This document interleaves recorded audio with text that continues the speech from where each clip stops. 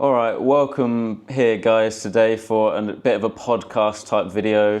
I've got a very special guest with me today. I'm excited to be having a conversation today with Eril Kaya. How are you doing today, Eril? I'm good, thanks, Sam. I'm really good, and I'm happy to be back. I'm happy to be talking to you, and as you know, we've been planning to do this conversation for a long time now, but it's just obviously,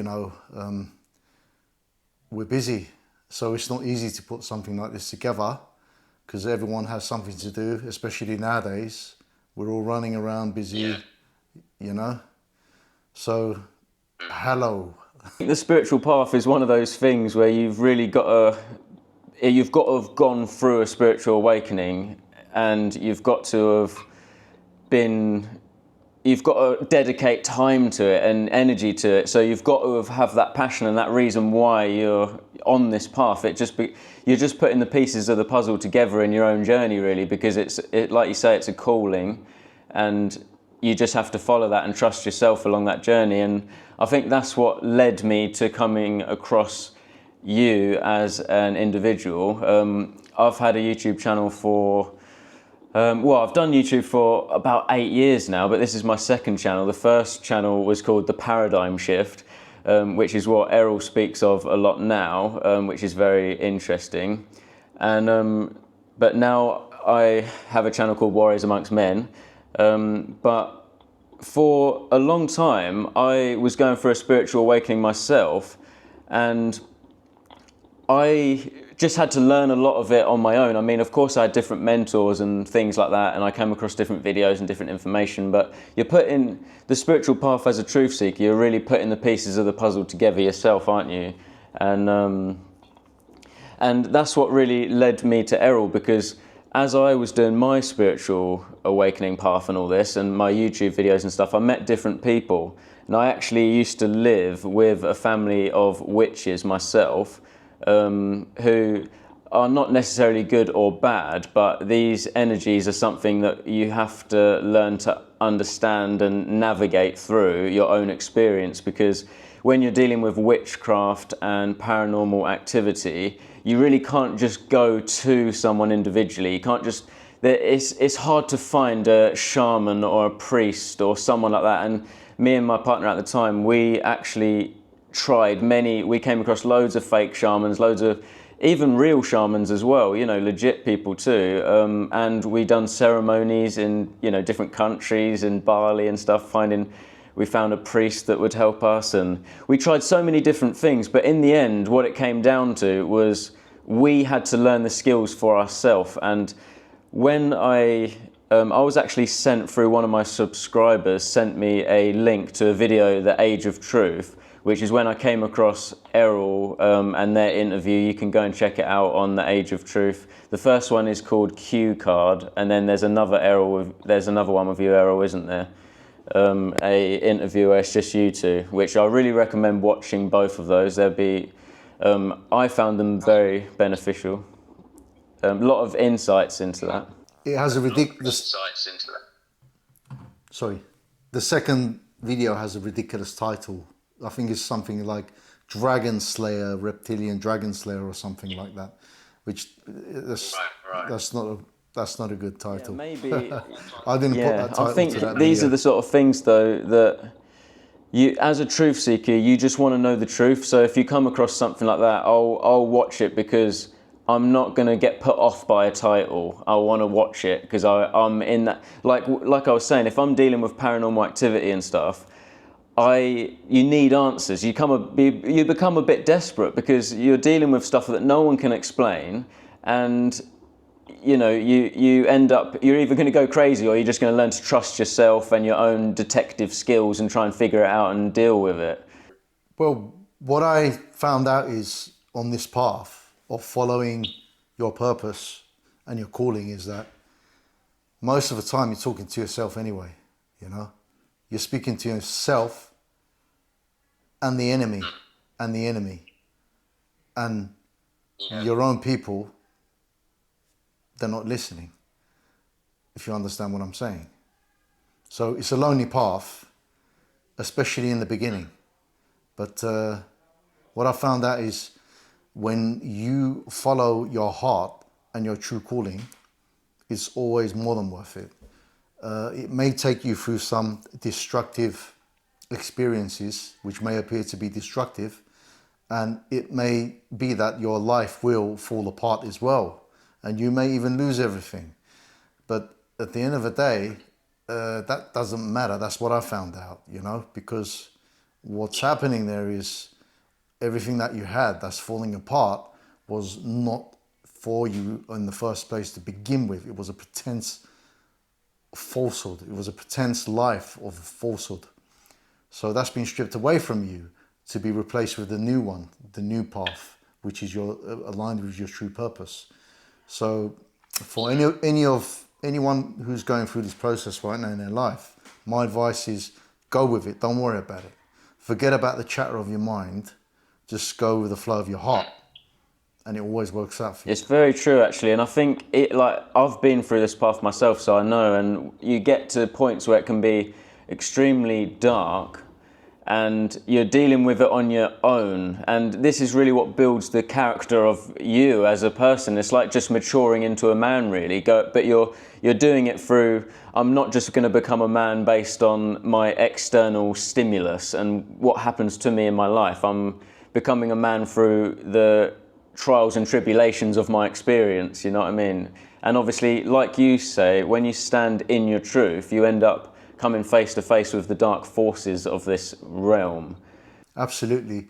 It's not even about standing in your own truth, because there's no such thing as your truth, my truth, his truth, her truth, subjective truth. Yeah. It's objective. There's only one truth.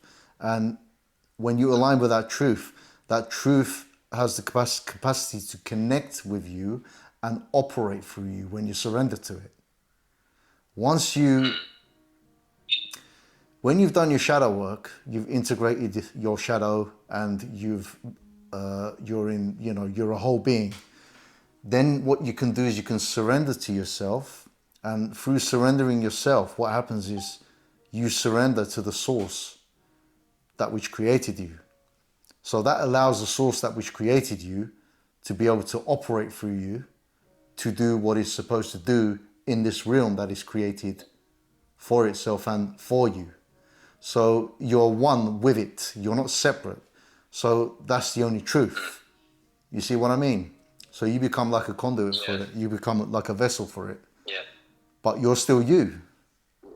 You understand what I'm saying? Yeah, beautifully put. I think actually to add to that, like I've got a yoga teacher that teaches me different yoga techniques, right? And he speaks about how we're not sort of born to go wrong. You just got to let your intuition flow through you. But we want to act as zombies, he says, but really through the yoga techniques that he teaches, it's actually putting you into a position to change gears. If you want to go forwards, you can go forwards. If you want to go reverse, you can go reverse. But you're allowing your intuition to just effortlessly tell you what to do,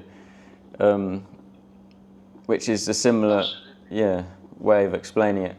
Absolutely. It's a similar. A lot of people find that hard. A lot of people find that hard because they feel as though they're surrendering to something else that which is not of them, which is outside of them, to a higher power or a power which they know nothing about and they don't understand, and they fear that. They don't realize that what they're doing is they're surrendering to themselves. And, they're surrendering to themselves because everything is the self. I guess what you're talking about as well is through the programming of religion, because you're replacing your mind with this book, or maybe, you're waiting for a savior and stuff like that. It's all very much, it's not taking responsibility, so to speak. Yeah, because at the core of everything is responsibility. Self-responsibility for the self is everything. Without that, nothing happens. You just become a puppet for somebody else's control and agenda, and that's it. That's it. Which I suppose leads us on to the subject today, really, because we want to talk about possession, really, because these are the sort of things that is probably a lot more common in people's lives than you would have thought, and also we want to talk about what happened with you guys in the Gnostic takeover and what happened to Steve in the end, because obviously he's gone through a tragic death and there's not really anyone out there to tell the story other than someone like you that's been close to it. Obviously I've watched a lot of the content. My link to your story is really through, I watched those videos on the Age of Truth, and I have watched them multiple times as well because there was information in there that really helped me, so I know the videos really quite well. And from there, I then went over to the Gnostic Takeover to see if you had any more information. So I didn't really watch any of your videos before you went on the Gnostic Takeover, but I followed your journey from then. And I may have seen a couple before then, because you did send me about 3 videos that I didn't watch before that. And that was about your story of you going to Peru, which is very fascinating. Okay. When did I send you that? When did I send you that? Yeah. Was that video on the Gnostic Takeover? It was Steve. It was with Steve. It was with Steve. A video I did with Steve, wasn't it? Yeah, it was you and Steve and the Wizard and Ahmed. Is it Ahmed? Ahmed Hashimi, yeah, he was a very good brother of mine. You four together in the same room when you was making that video. It was really just you speaking about your story in Peru. I know the one you're talking about. Yeah. Yeah, fascinating story. But the reason why I was drawn to Eril, I want to say, is because I felt like because of the experience I was going through, I needed a lot of answers, and I was really getting a calling to go and do ayahuasca myself, because previously I've worked with plant medicines in the sense of obviously cannabis, and I've done magic mushrooms, which is a different level, of course, to ayahuasca. But I've also smoked DMT once, and that's where I probably had my biggest breakthrough with using something like that. And the experience it gave me when I was probably 21, I was probably about 23. I was going through a really tough experience in my life where I had to decide which way I was going to go, if I'm going to go left or right. And it was such a life-changing decision that I felt like a calling to do DMT. And now, I didn't even go and buy DMT, it just came to me. I actually put it as a screensaver on my phone, a picture on Google Images that I found on DMT. And I realised that the imagery, every day I looked at my phone, would go into my subconscious mind, and then I would manifest it. So it actually came to me when I was cutting someone's hair, and he said, "Sam, by the way, we always used to speak about psychedelics," and he said, "Sam, by the way, I've got DMT, do you want to do it with me?" And I said yes. And it didn't even last very long, probably only like 5 minutes, the experience. But after the experience, I didn't feel like I needed to go and do something like that again. I just had this knowing, like I know what I need to do now, and I just had such clarity. And I feel like that was the same sort of experience that I was craving at this time when I came across you, Eril, and not just coming across you, but that time when I wanted to do the ayahuasca, and I came across you, and afterwards I didn't really feel like I needed to do ayahuasca anymore because of you doing it. I was able to tap into your energy, and you even say it yourself in your videos that you're channeling ayahuasca, so to speak, Mother Ayahuasca. What can you tell us about maybe what I was experiencing there? Because I don't feel the need to do ayahuasca anymore because you're tapped into that energy. It helped me to anchor myself into my core, and now I can act as an anchor for others. Well, you just said it. Because we've run out of time now as a species, people don't have to go to ayahuasca anymore or be called, because, you know, the spirit is coming to them whether they like it or not anyway. Do you understand what I'm saying? It's a consciousness, that which is rising through the creation. It's a spirit, and whether people like it or not, they're all going to come to experience it. because it's going to be unavoidable, And those who can embrace that journey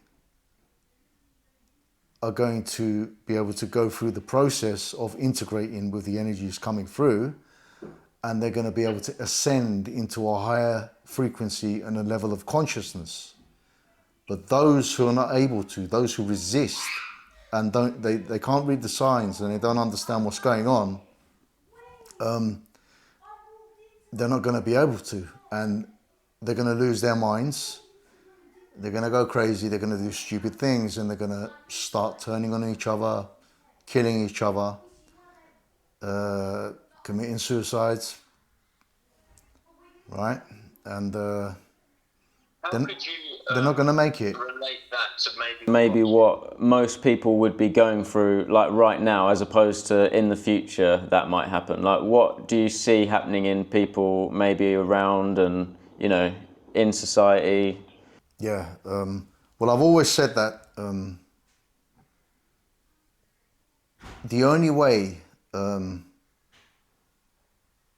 the next level is through the self.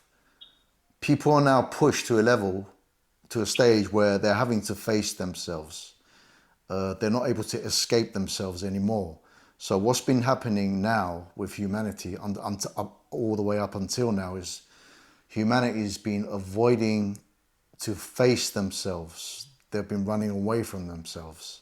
Do you understand what I'm saying?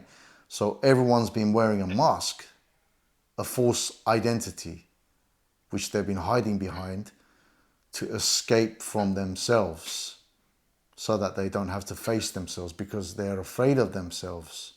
And the self I'm talking about is not the person that you deal with on a day-to-day basis, like the way you carry yourself and that. That's your identity of what you do. What I'm talking about the self is what you really are at the core. Do you understand what I'm saying? Which is also known as the abyss or the void or the dark side or the shadow that dwells within the core of our being. Because we're all taught that everything is love and light and all this stuff, okay? But when you ask people, okay, what is love and what is light? Nobody can answer you properly. Nobody knows the answer. Do you understand what I'm saying? Because they usually give you the answer, oh, well, it's unconditional love, you got to love everyone and love is unconditional. But then when you watch what they do and how they live, they judge, and they're afraid of others and others' opinions, and they don't want to associate them. Sorry? Very competitive. Very competitive because they're defensive, because they're afraid of other opinions, and it's got nothing to do with love. So they're contradicting themselves. So that's how they know they're full of shit. They don't know what love is. And love isn't what true love is not what people have been taught it is. True love is truth. That's what it is. And the truth, for those who've never embraced the truth and gone down the path of the truth, is always the path of evil to them. Right? It looks like it's evil to them. And they're repelled by it. Because they've never been there before. They're not familiar with it. It's unfamiliar grounds. So that's why they don't want to go there. So they're far from the truth, and they've been living their lives in falsehood, talking to others about spiritual awakening, love and light and all this stuff. You see a lot of this in the truth movement, especially in the New Age movement, for example. You see all this stuff. It's common.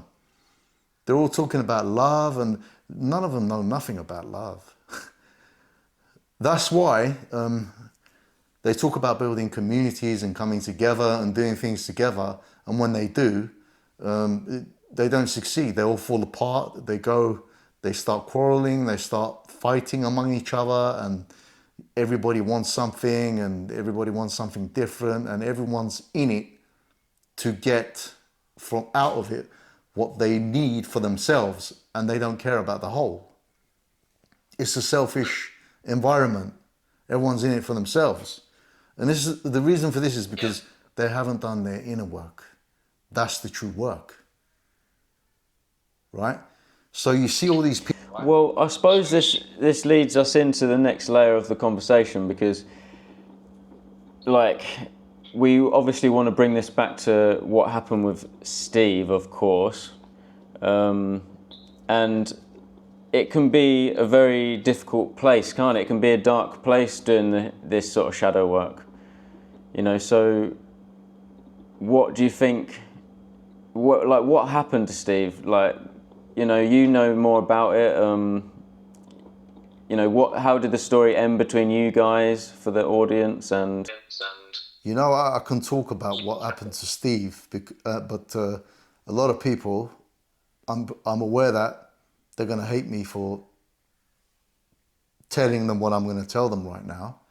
But a lot of people, they're going to understand exactly what I'm saying as well. So I'm just going to say it anyway. Because as I was talking about truth earlier, truth is truth.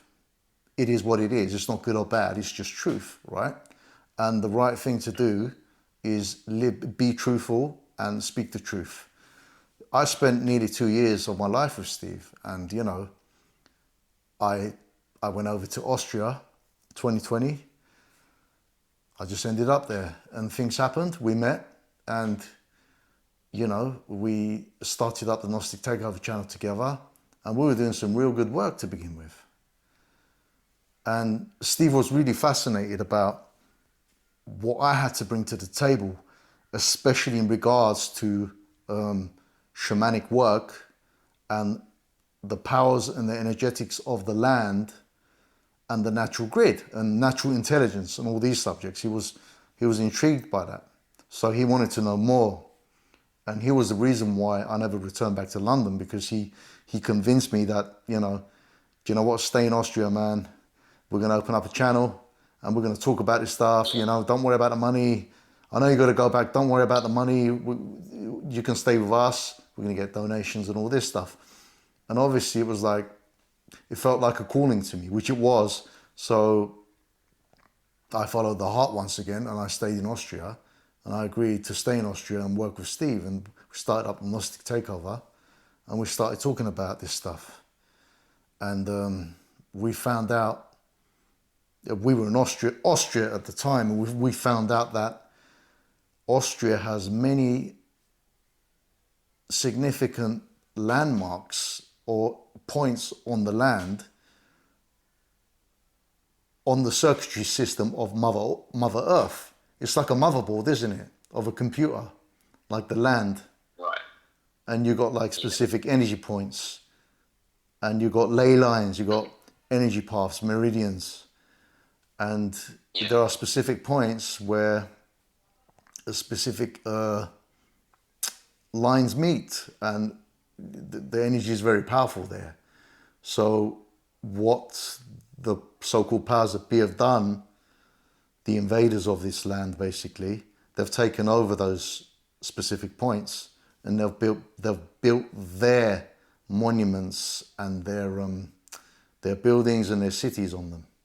Like Vienna is a massive portal. Vienna, the city of Vienna, and Mount Untersberg area, you know, all that area, the Bavarian area, that, you know, between Germany and Austria, that's a very powerful point. And a lot of rituals have taken place throughout history on these specific points as well, you know. And our ancestors, who were shamans basically, they used to do energetic rituals on these specific points to make sure that the energies are distributed equally across the land, the harmonious energies. So when the invaders came in, they hijacked all these points and they started doing their inverted rituals and ceremonies on these points, and they've been doing it ever since. And I've already talking about all this stuff anyway, so I don't want to go too deep. It's all on the Gnostic Takeover. Go on the Gnostic Takeover, have a look at it. And yeah, so we started doing some ceremonies as well. And we used to do them with Steve and a few other people as well. And we used to talk about them on Gnostic Takeover as well, how we were moving the energies through the land. And at one point I even said, whoever controls Vienna, or I said, hold on, I said, what happens in Vienna dictates to what happens in entire Europe, basically, because it's a specific landmark where, you know, ley lines meet and the energies could travel everywhere across the European landscape. So whoever controls Vienna controls what happens in Europe.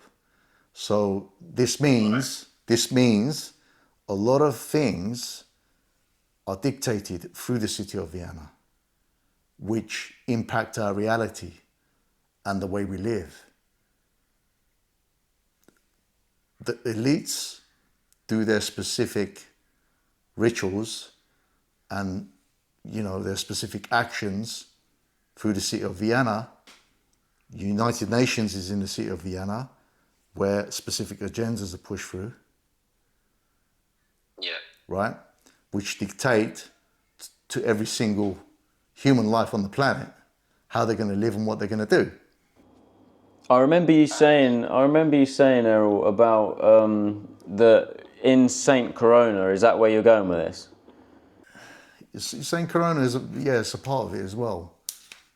Because I remember you saying that obviously in the time of 2020 when we had the whole Corona thing, that you was there, and that's where the high priest of Satanism was, sort of thing, or people where they're conducting certain rituals there because of the energetics that come out of the land there, and they were sort of inverting the energies, and that's why you was drawn to that area.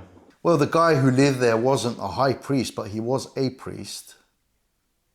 And he was linked in a way, but he wasn't the high priest as Steve portrayed him to be. Steve was telling everyone, oh, he's the high priest. No, he's not the high priest. He was a priest. And what happened was we ended up there. We were magnetically drawn there, and we did some ceremonies there. And through the ceremonies, we obviously found out what was going on there, and we disrupted the energies of what they were doing there, and they weren't very happy. So the Cardinal of Austria was sent out there to measure the energies of what we did there. And you know who the Cardinal is, right? The Cardinal is the spiritual representative of a nation. Right? I didn't even know that there was a spiritual representative of the nation. Well, is that like an official position or what? Well, you've got the Pope in the Vatican, right? And he's got his cardinals. He's got his cardinals in every single Catholic country. Appointed cardinals. So what happened was, obviously, when we did the ceremonies, the energetics were knocked out of place. And because they were doing rituals in the cellars of that church there, where we were. And not so good rituals. So we did a good ceremony, a few good ceremonies, which interfered with their frequency, which they had been creating. So what happens is, you got the natural life force coming through the land into the realm, right? That we feel and we carry with us as beings, right? So when the energies are good, we feel uplifted, we feel good, we feel great, we feel creative, we feel that life is beautiful, life is amazing, everything. You understand what I'm saying?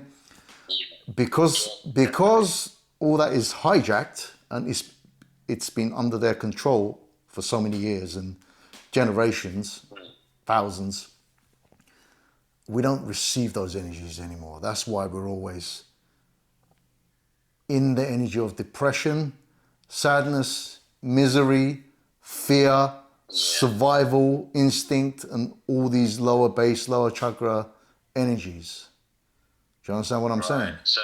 Right. So you're saying it has to do with the energetics of the land and their manipulation of that, and I believe you, because you've got to ask why are they putting up all these network towers and stuff. I remember in 2020 when they first done the lockdown, I was actually working in a barber shop and I was like, no, I'm not shutting. And I stayed open the next day, and it was like the day when everyone had closed, and I had about 16 clients, right? But one of my clients that came in, so everyone's locked down and I'm still open at the barbers, and one of the clients that came in was someone that was putting up one of those new towers, 5G, but they...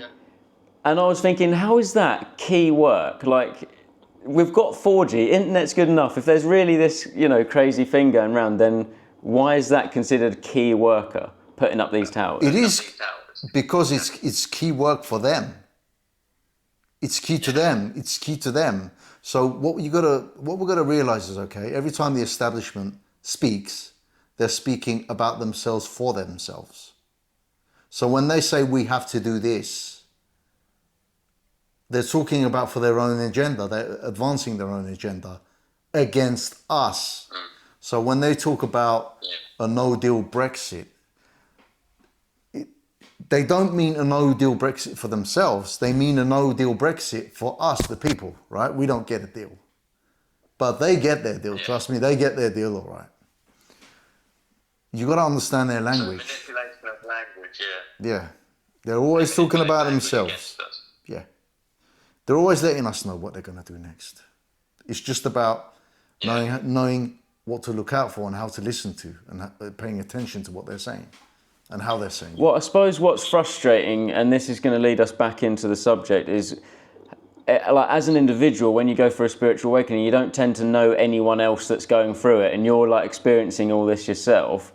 And it can be obviously difficult, and this is the sort of stuff you're going to navigate is through your own mind, isn't it? It's like your own evolution of consciousness is the only way to break through the programming, because as you're waking up, you've got people around you seemingly getting hijacked and basically saying, trying to make out that you're crazy, and like just little things that they say are just like, why would you say that? You know what I mean? Like clearly...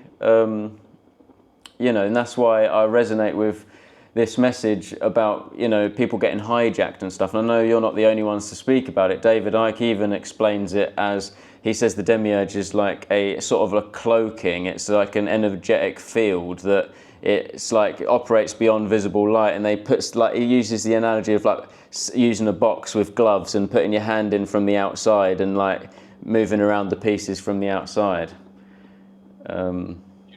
You know what I call it? I call it the spirit of evil. It's a field. It's a consciousness field, lower level consciousness. I call it the spirit of evil. Native Americans used to refer to it as Wetiko, and Steve used to talk about it in form of Wetiko as well. He used to talk about Wetiko, and Steve was fascinated with the field of Wetiko as well, and he even read books upon it, right?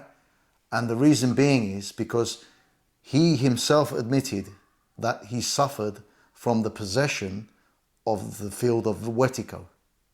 For anyone else that might be watching that wants to know more about that, what would their symptoms be? How did Steve know he was getting hijacked by this field? Like, what was he saying? Like, I'm experiencing this, that's how I know that.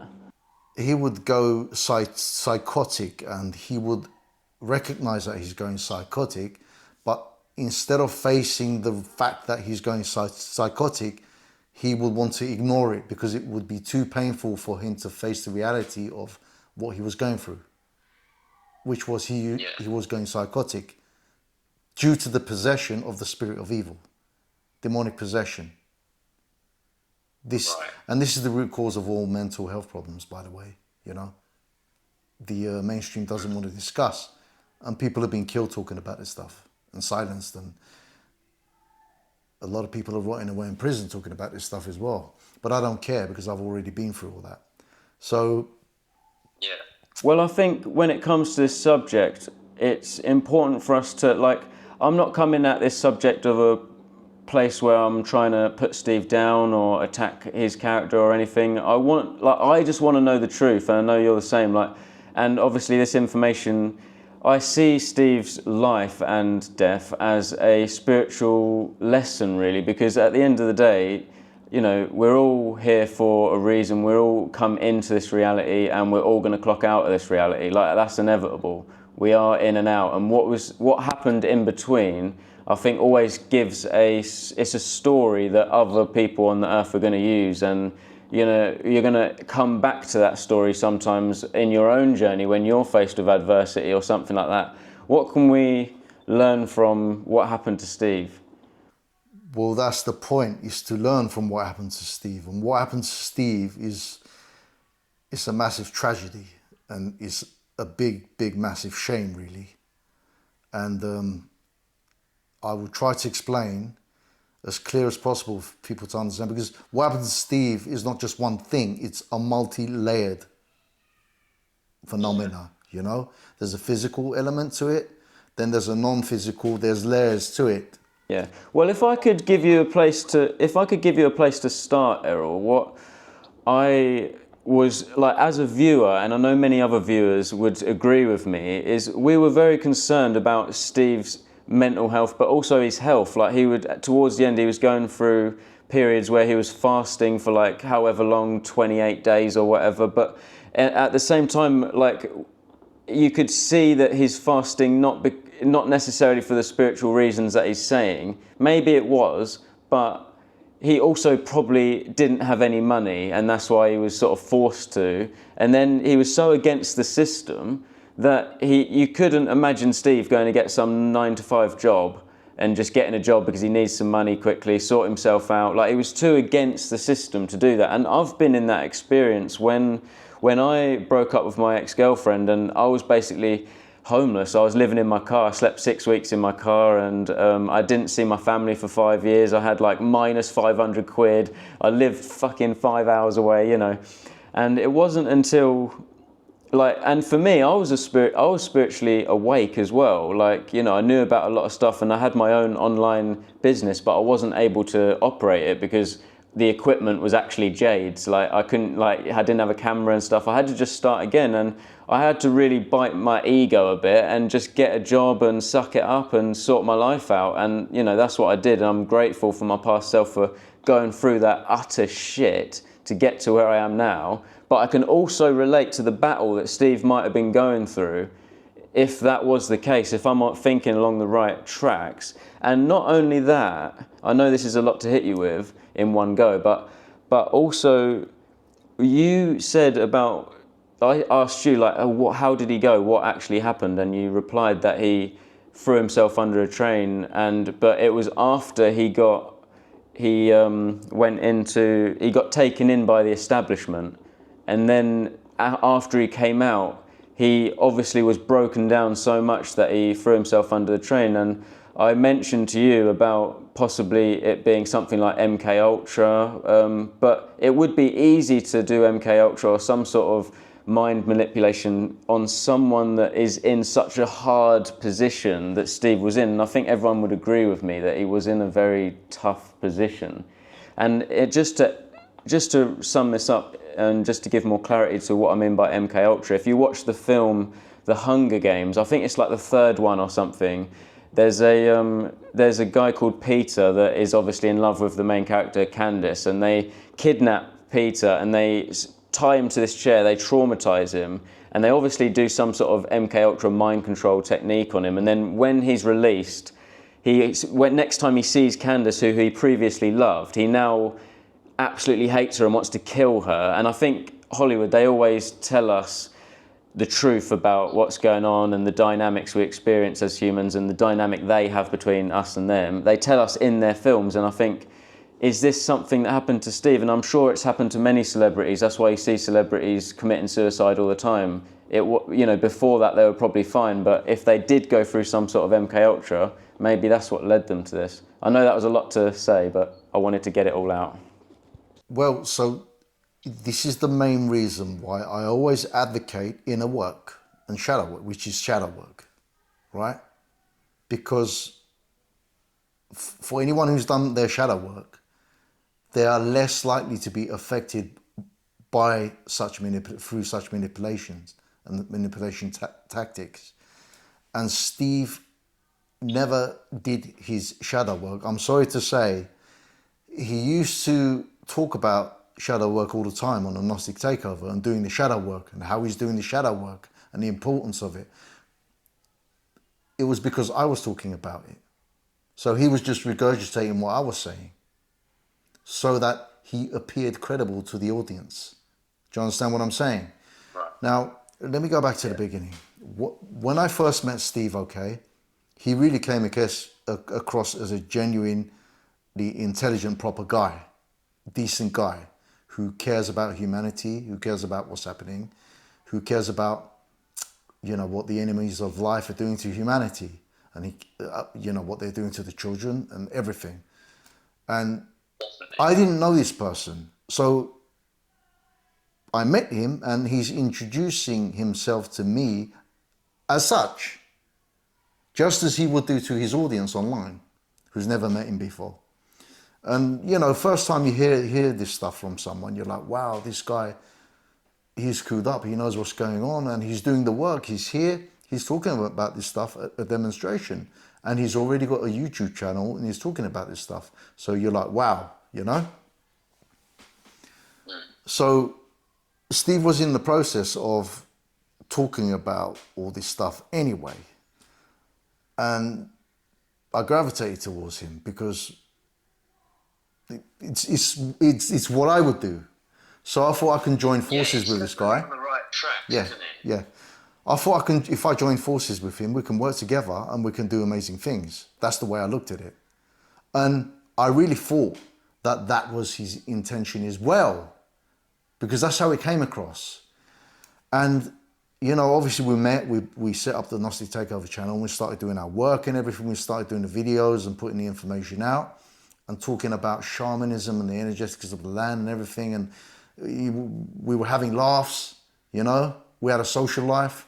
I moved in with him. Yeah. We used to wake up together. There were other people as well. We used to go out hiking and everything, man. You know, it was all good in the beginning. And yeah, he used to talk to us about people who have been in and out of his life, right? Who eventually he came to understand that they were sent by the establishment to, you know, to destroy him. Agents of right. the Matrix, basically. We used to hear this stuff, and Right. we used to be like, okay. And he used to talk to us about, oh man, you know, I went to the committee for the appeal against the 5 frequency technologies. Yeah. Yeah. I don't want to say it out loud now. Yeah. And I was speaking there about this, against this technology, and he was saying that by the time I stopped finishing, half the room was empty, and you could hear a pin drop. That's what he said. You know, everybody just apparently froze, and he messed up their convention basically by, you know, revealing the truth about their technology, their weapon system. And all this stuff is good, you know. It's like, wow, you're doing great work, you know. And I believe that he did that as well. And there was another lady who he was working with when I met him, Claire Edwards. And the story was that Yeah.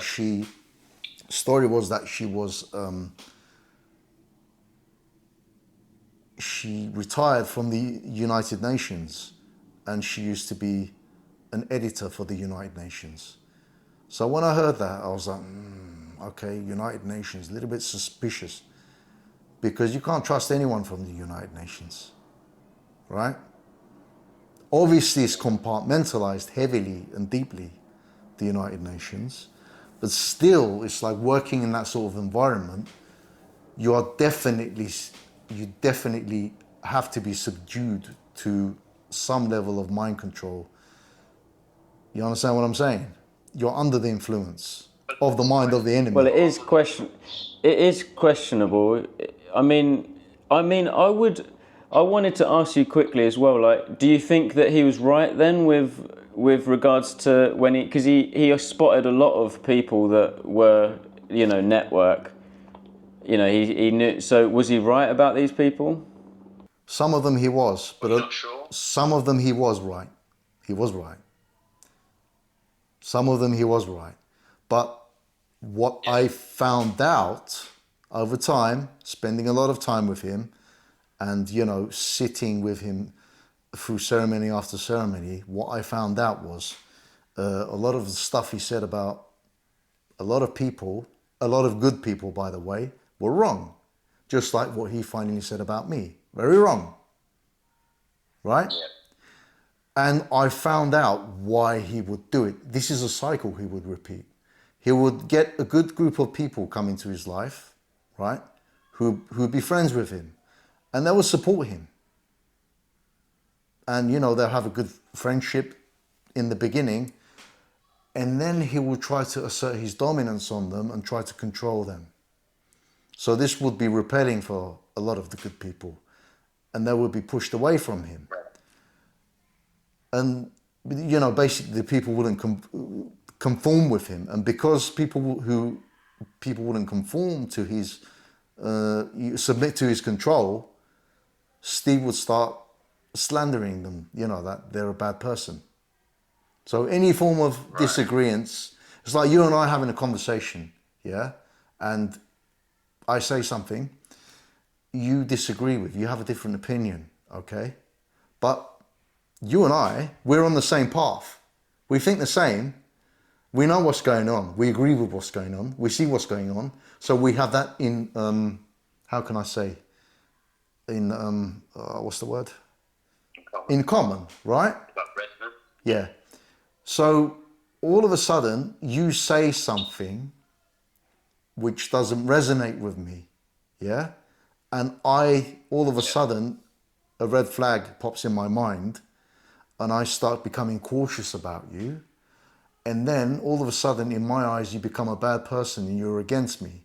That's what Steve used to do with people. That's what Steve used to do with people. Do you understand what I'm saying? Yeah, well, to be honest, he never accused me of anything. I mean, I only spoke to Steve once, but I got in contact with you guys, didn't we? And we had a conversation, and shortly after the conversation, we had a really good conversation, and you guys helped me a lot. But then I never heard from you guys, and I know you both went through a lot since then. But I was thinking, because I actually emailed Steve. Obviously, you guys weren't together anymore, and I emailed Steve like a few times, probably 3 or 4 times, I reckon, and he just didn't reply to me. And I was saying, like, I don't know if you think I'm like, you know, part of the network or something, but I'm really not. I'm looking out for you. I really want to speak to you, you know, and I hope you're all right, you know. And I even donated to the channel as well at some point, because I wanted you guys to succeed on your mission, you know. I know what it's like.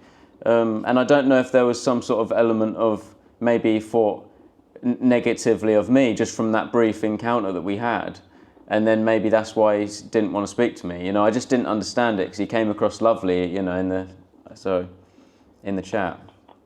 Well, to be honest with you, Stephen and Liz immediately, when we came offline, their first comment was, there's something wrong with his girlfriend, she's a witch. And yeah, I don't think we should speak to these people. You know, Steve obviously was like, I don't know. And nothing ever came then. And after that, what happened anyway. I was arrested, I was out of the picture. So I don't know what happened after that. I had no control. Yeah. But yeah, I mean, he used to, with Steve, when he first began, for him it was like, he started because of what they were doing in 2020. With the program, right? You know, the lockdowns and everything and what happened. Yeah. That's when he had his true wake-up call or awakening to what's actually going on in the world. Oh, the world is run by a specific group of people, and they're into this practice, and they're secret societies, and they do this, and that's when he started investigating and taking it seriously. So 2020 was the trigger for him to take it seriously. Do you understand what I'm saying? So what was and I think up until that point? I think what happened was, for once in his life, it gave him something to look forward to to engage in. He saw it as something to piggyback, to like get ahead in life. Because he was an attention seeker. Do you understand what I'm saying? So he was like, if I can talk about this stuff, no one's really talking about this stuff. If I can talk about this stuff, it makes me look good. And, you know, I can get a big circle. Well, I think maybe it wasn't necessarily that it was just that he was an attention seeker, so to speak. Maybe he was just in a situation in his life where, look, he's got to 35 years old or whatever it is, and he done like 10 years of depression where I don't know if he worked or not, but I'm not being funny, but he's 35, he hasn't, you know, got any work or job or house or anything really going for his life other than he's been pursuing this spiritual stuff.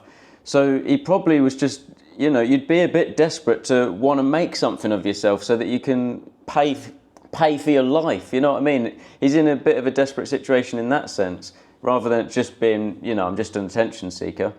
You know what I mean? It can, our needs can make this happen. Well, absolutely, that's what I'm suggesting anyway. For the first time in his life, he saw an opportunity where he could actually do something to get ahead, do something useful. And that's a good thing.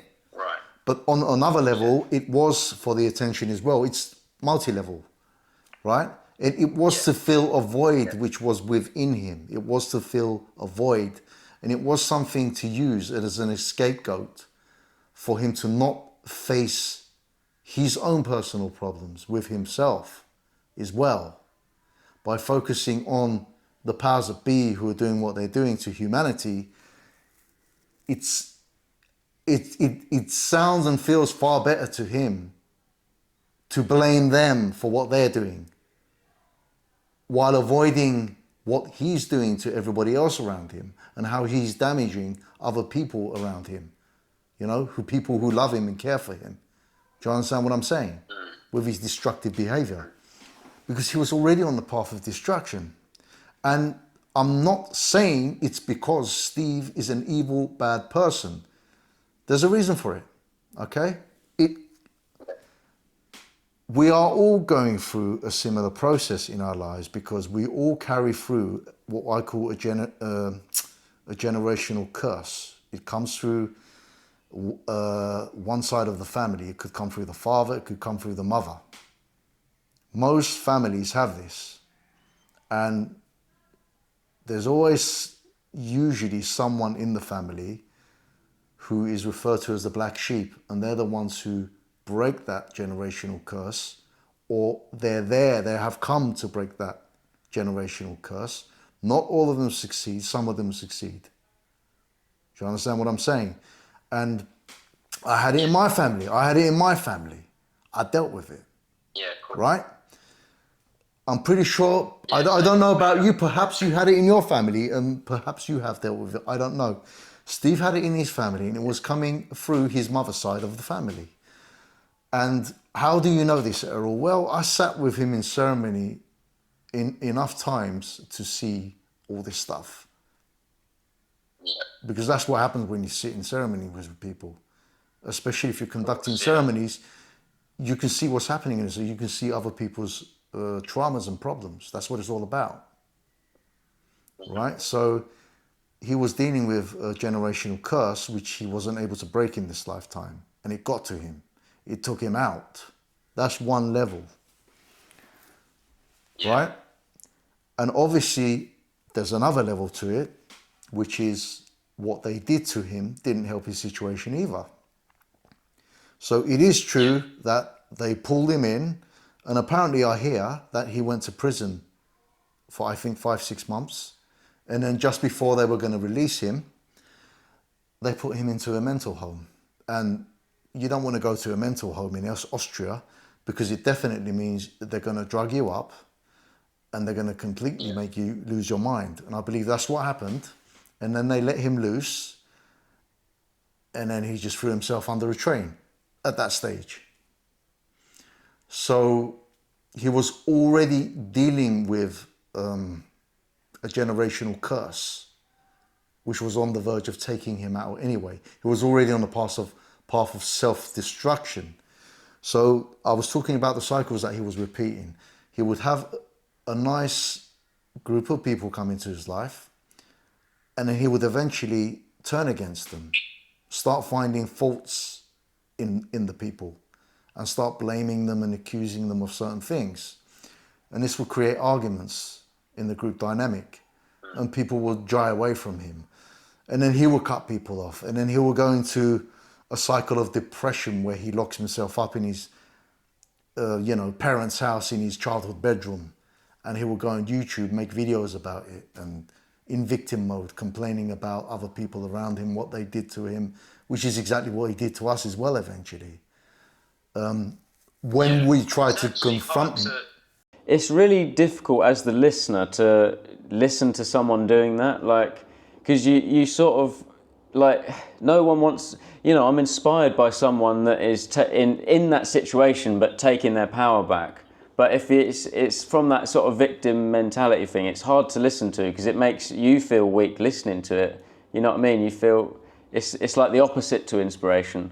Because you sort of think, yeah, well, I'm a victim as well. You know what I mean? You get pissed off because we all are, in a sense. We all have very difficult battles that we go through. Yeah, but we don't go into that victimhood and sit there and cry about it, do we? We get up and we move on. We do something about the problem and we move on. I mean, it happens to all of us, my friend. We've all got problems, I mean, I went to prison as well because of what we were doing. He used that as an opportunity for him to elevate himself by telling stories to people on the Gnostic takeover about the situation. He was blowing it out of proportion, and then he starts slandering me when I'm in prison. And then he wonders why I never contacted him again. So I don't want to have anything to do with this anymore, my friend. I've got my own problems to worry about. When you're watching from the outside, you can see, like when that happened and like now you're the bad guy, like I know for myself and I'm sure for other listeners, we were all like, what? Hang on a minute, what? Because we could see, like, you were the reason that we were there for the most of it. Do you know what I mean? I mean, obviously we appreciated Steve as well, and he did bring a lot of valuable information. He was, not to undermine Steve in any way, but you brought this new thing that no one had seen before, this shamanic aspect of it, and that's what, we really, which was really good. And Steve helped ground a lot of the information and explain details of it from his research of the likes of David Icke, Mark Passio, etc. Right, it worked really well. When we were working together with Steve, it worked really well because I was bringing the information. It was coming in like from spirit. And what Steve was doing was he was translating it into intellectual, understandable language for the people to understand.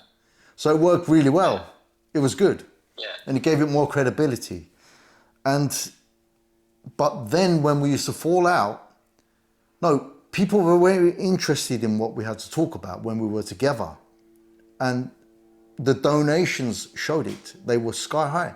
There was one point, it was like 10 grand, 12, 15 grand a month in donations into Steve's account. Yeah, because when we were together. Like part of it or whatever, it sort of ruined the credibility of it as well, because it's like, it was like, well, what the fuck? What are we supposed to trust now then? Do you know what I mean? So every time we used to have a fallout and I used to be out the picture, nobody used to know where Eril had gone or what he was doing. And it was only Steve left on the channel doing videos and talking about what happened in untrue way. He was telling stories about me to people, right? And he was playing victim. He was crying, he was sitting there crying. And some of his viewers were like, oh, don't worry, Steve, happens to the best of us. You're an intelligent guy, this. And he was like, oh, thank you, thank you, thank you. And there were people commenting at the same time, where's Eril? What happened to Eril? And he would never reply to those. He would avoid them. He would only respond to, oh, don't worry, Steve, it's okay, we're with you, we're here to support you. You know what I mean? But a lot of the people who were following the Gnostic takeover, who had a mind, They knew exactly what was going on, you know? So I never felt the need to come in and justify, no, Steve is talking bullshit. That's not true or anything like that, right? Until today, because we're talking about it. We're doing a video because Steve is not here anymore. People want to know what happened to Steve. People want to know what happened to Steve. That's why we're doing this, right? Yeah. And, you know, a lot of people think, oh yeah, because what Steve was doing, he was doing the good work, he was killed for it. On one level, that's absolutely true. That's exactly what happened. But on other levels, there were other things that factor as well, which made Steve perceptible to that. Because why am I still alive? Yeah. Right? I'm grounded. Well, I've done my work. Sorry? If I could just interject, like, I know from myself, like, I've been through the experiences that I've been through. I don't want to go into victim mode or anything, but I've dealt with some like demonic possession, and I've literally lost everything and had to start again and gone through literal massive breakdowns. Even after I've had to start again, I was out in Thailand and then something happened to me where I was stuck in Thailand with only 11 pounds of no flight home and nothing, you know.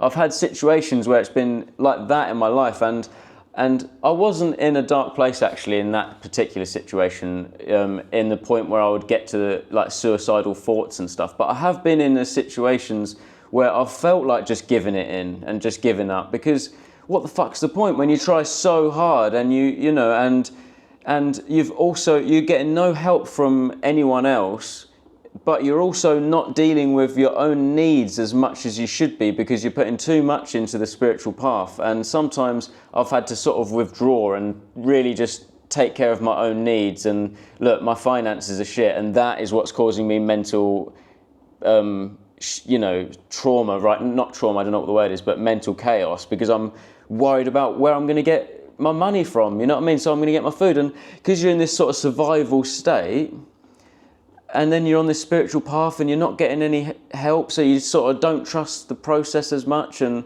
it can be, you know, really, really difficult place to get into. So I can imagine that's similar to where he was. Mate, when you're on this path of exposing the lies with the truth, the whole world and everything, your whole environment turns against you. It's a very lonely path.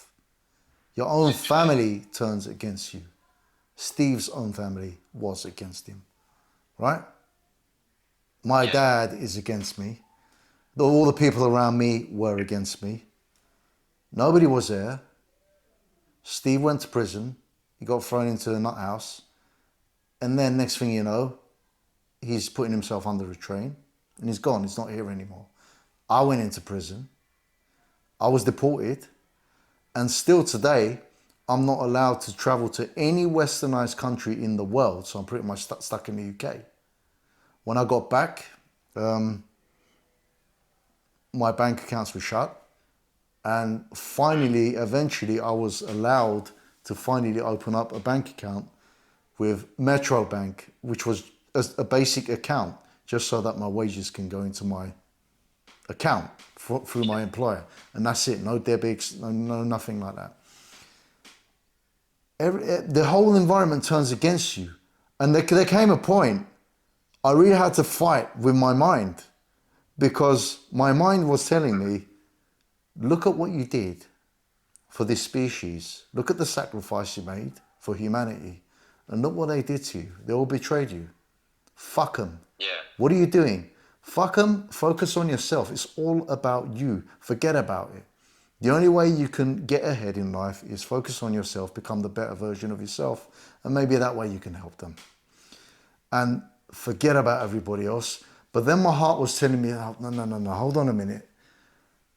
I can't afford to go into the energy of hate, because that's the exact frequency I don't want.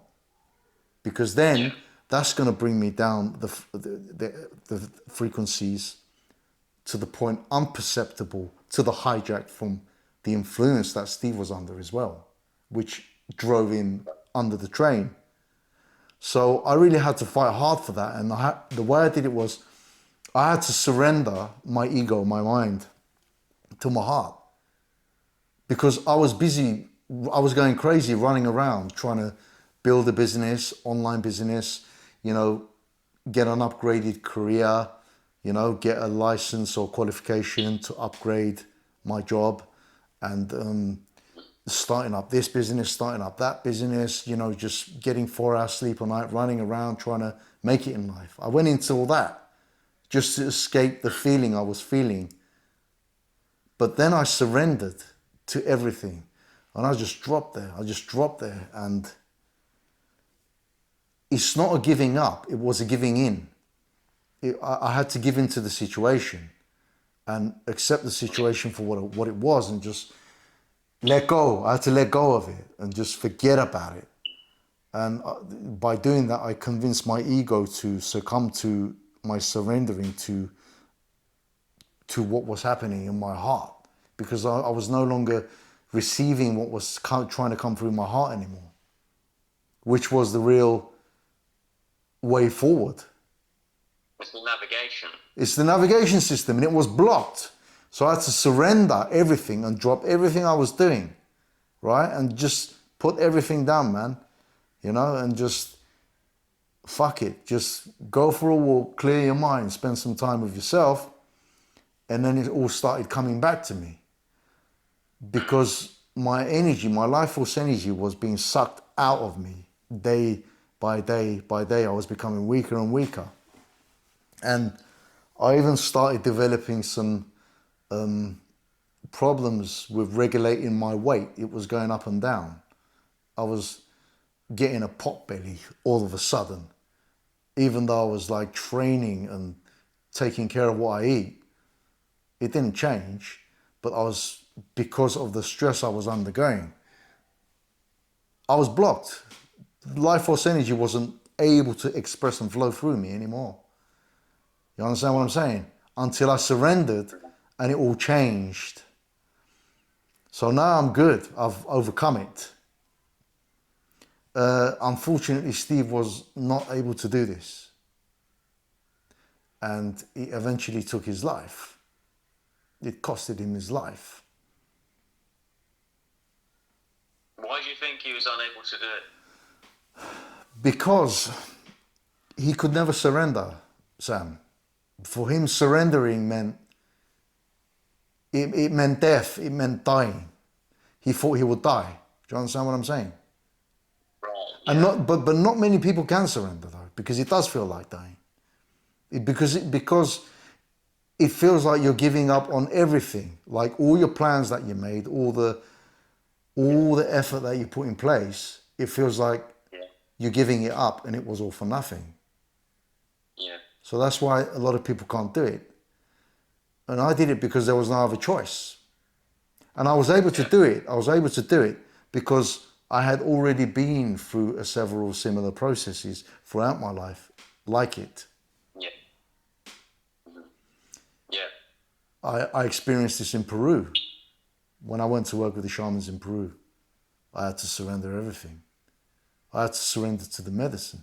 Right, so it was a similar experience. You just knew it, you could sense it, and you thought, right. Yeah, I was poisoned once, okay? And I had to surrender. And as I surrendered, a force came through me, and I stood back up on my feet as if nothing happened and nothing was there, right? Yeah, I've had attempts on my life before all this happened, long before this happened. But I've overcome them each time because I'm in surrender. I know when to surrender. I know when to recognize. I've learnt. I'm not saying I'm Superman. I've learnt through experience. I've learnt because I've allowed myself to learn how to surrender to this force every time it wants to express itself through me. The force is the force of the one and only high source, which permeates all creation into being. There's no other greater power than this. So when we're talking about forces that come through us, can we speak a little bit more about the Demiurge and the hijack and the agents that you speak of? Because sometimes, like, how do you know if someone's an agent particularly, or if they're just getting hijacked, like, you know, maybe someone close to you, because it's normally the people that are close to you, they've got nothing to do with spirituality or anything, but they just end up hijacking and causing sabotage and, you know, different things in... I know what you mean, because basically. yeah, because some of them are like, we used to talk about this stuff in form of some are working for the dark forces voluntarily, and some involuntarily, without even realizing. So the people who have never done their shadow work and never done their inner journey and faced themselves for truly who they are, people who are not grounded, people who have issues, unresolved issues, mental issues, traumas, you know, that they haven't faced, they're the most perceptible to this force, the spirit of evil, the field of Wetico, whatever you want to call it. They're perceptible to it. Just as in the Matrix movie, Morpheus says to Neo, anyone who we haven't unplugged yet is a potential agent. They're sentient programs. In the Matrix, they could be anyone and everyone. Well, what this means is that the majority of the people in the world, they're not integrated in their full being. They're not whole, they're not complete. There's a big gap in most of them. There's an emptiness, there's a hollowness. This makes sense, actually, because it's like I'm trying to put together in my head, well, okay, well, Steve was so-called unplugged from the Matrix, so how was he hijacked? Because he was never unplugged. He wasn't unplugged. Because he wasn't unplugged. Exactly. So it's not to do with what you know, and this is where the spiritual movement goes a bit wrong, because it's all about knowledge and information, but it's not anything to do with integrating it. It's, you can know everything you need to know. It doesn't mean anything unless you don't know how to put it into practice, Sam. Right? So a lot of people can talk. I know, I've been through this, I've done this. But you don't know these people. You know, you just hear what they're saying. You don't know what they've done in their lives. That's why I never look at what people say. I watch what they do. I watch how they behave. And also I think it's like I can sense it when I'm speaking to someone. You can sense if someone's done shadow work, and I think that's why I was drawn to you and your information. I could sense that you was just on a different level of consciousness, you know, and that's what happens when you go through this process. Yeah, that's why I said on my Age of Truth interview, truth has a frequency. And anyone who's resonating at that frequency will receive what I'm saying here. Because Lucas kept on asking me, but anyone can say anything and claim anything. You say you know, and how do you know though? And I was trying to explain to him what gnosis and knowing, innate knowing is and where it comes from. And he kept on going, but how do you know? How can you make such claims without scientific proof or all this bullshit? And in the end I said to him, Lucas, look, truth has a frequency, okay? And what people say has a frequency. So people who are on that frequency, they will receive what's been said. And that's all that matters. If you don't understand, I'm not worried about that. Then that means I'm not talking to you. I'm talking to those who are on that frequency. And that's it. You know, we can only help those people who are on that frequency, who are on that level of consciousness, who are emitting that signal. And they're going to receive the same signal, aren't they? That's how it works. Everything is energy. So we're programmed mentally to pay attention to what people are saying. It's interesting, actually, because it ties into what we were just saying. And I think, you know, you can have all of these different people on your channel and you can know everything. You could read all of David Icke's books, know all of this stuff. But it's different speaking to someone that knows all this stuff and they're claiming to be awake because they know all this, and then someone who actually resonates at that frequency. Because I feel like, you know, you go to university to get a degree, right? But through spirituality, you get 360 degrees because you become back to yourself. Yeah, you go to university to get a degree based on information, you know, which is coming from people who have never had any experience in life whatsoever applying that information to their lives. In other words, from people who don't have the experience of what they're preaching. Regurgitated information. It's like, if you pay attention to what I'm saying, and if you can regurgitate it back to me, I'll give you a passing mark. That's exactly what, that's exactly school, and I think that's why I was resonating with your message a lot, and with your words and what you were saying, because like I said, I went into when I started my YouTube channel, I was actually approached by my ex, and she messaged me. That's how it come in. And then, but when I moved in, the house where we moved into, they had been conducting many seances, and they had opened a portal in the house, and there was lots of demonic activity in there, and they were getting hijacked. Me and my partner at the time, we'd come out of like her room, and then, you know, one of the other people there would be like shouting at her, calling her a bitch and a whore, and like so aggressive, like what the hell, just out of nowhere. I was so taken back by it. And it wasn't, and I suppose I'd definitely seen all of them get possessed, like on a major level where it's like violent, and you know what I mean? And so when I heard you speak about these things, that's why it resonated with me, because I've had the experience. Like, it's like, oh, that's why that happens. That's why this happens. You know. This reminds me of that house we ended up in St. Corona. That's exactly how it was. It was a house of witchcraft. The priest who was living in there. The house was a house which was connected to the church in the village. Okay, there's probably 8, maximum 10 houses in the whole entire village. It's a nice, beautiful Austrian village on the verge of a valley in the mountains, overlooking the valley. Beautiful. Fairy tale land, right? One church and a house connected to it. That's where we were staying, which was the house of the priest, which we did not know was a priest back in the time when he presented himself to us as a friend, okay? So it turns out that he's a priest. Then it turns out he's a black magician as well. And he was doing black magician. He was practicing black magic, because his job there was to keep the frequencies of that place in sync with what was going on in the vaults of that church, which the elite was doing. Do you understand what I'm saying? To make sure that the good frequencies and life force energy doesn't rise through and we don't receive it. It's one of those places. So he was a black magician. And when we did the ceremonies, he started doing black magic against us.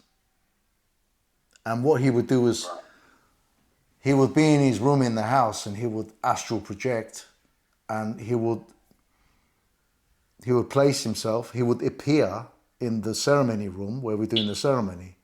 He would appear in the ceremony, and he'll be doing all this witchcraft stuff in the ceremony, and I'll be able to see. You understand?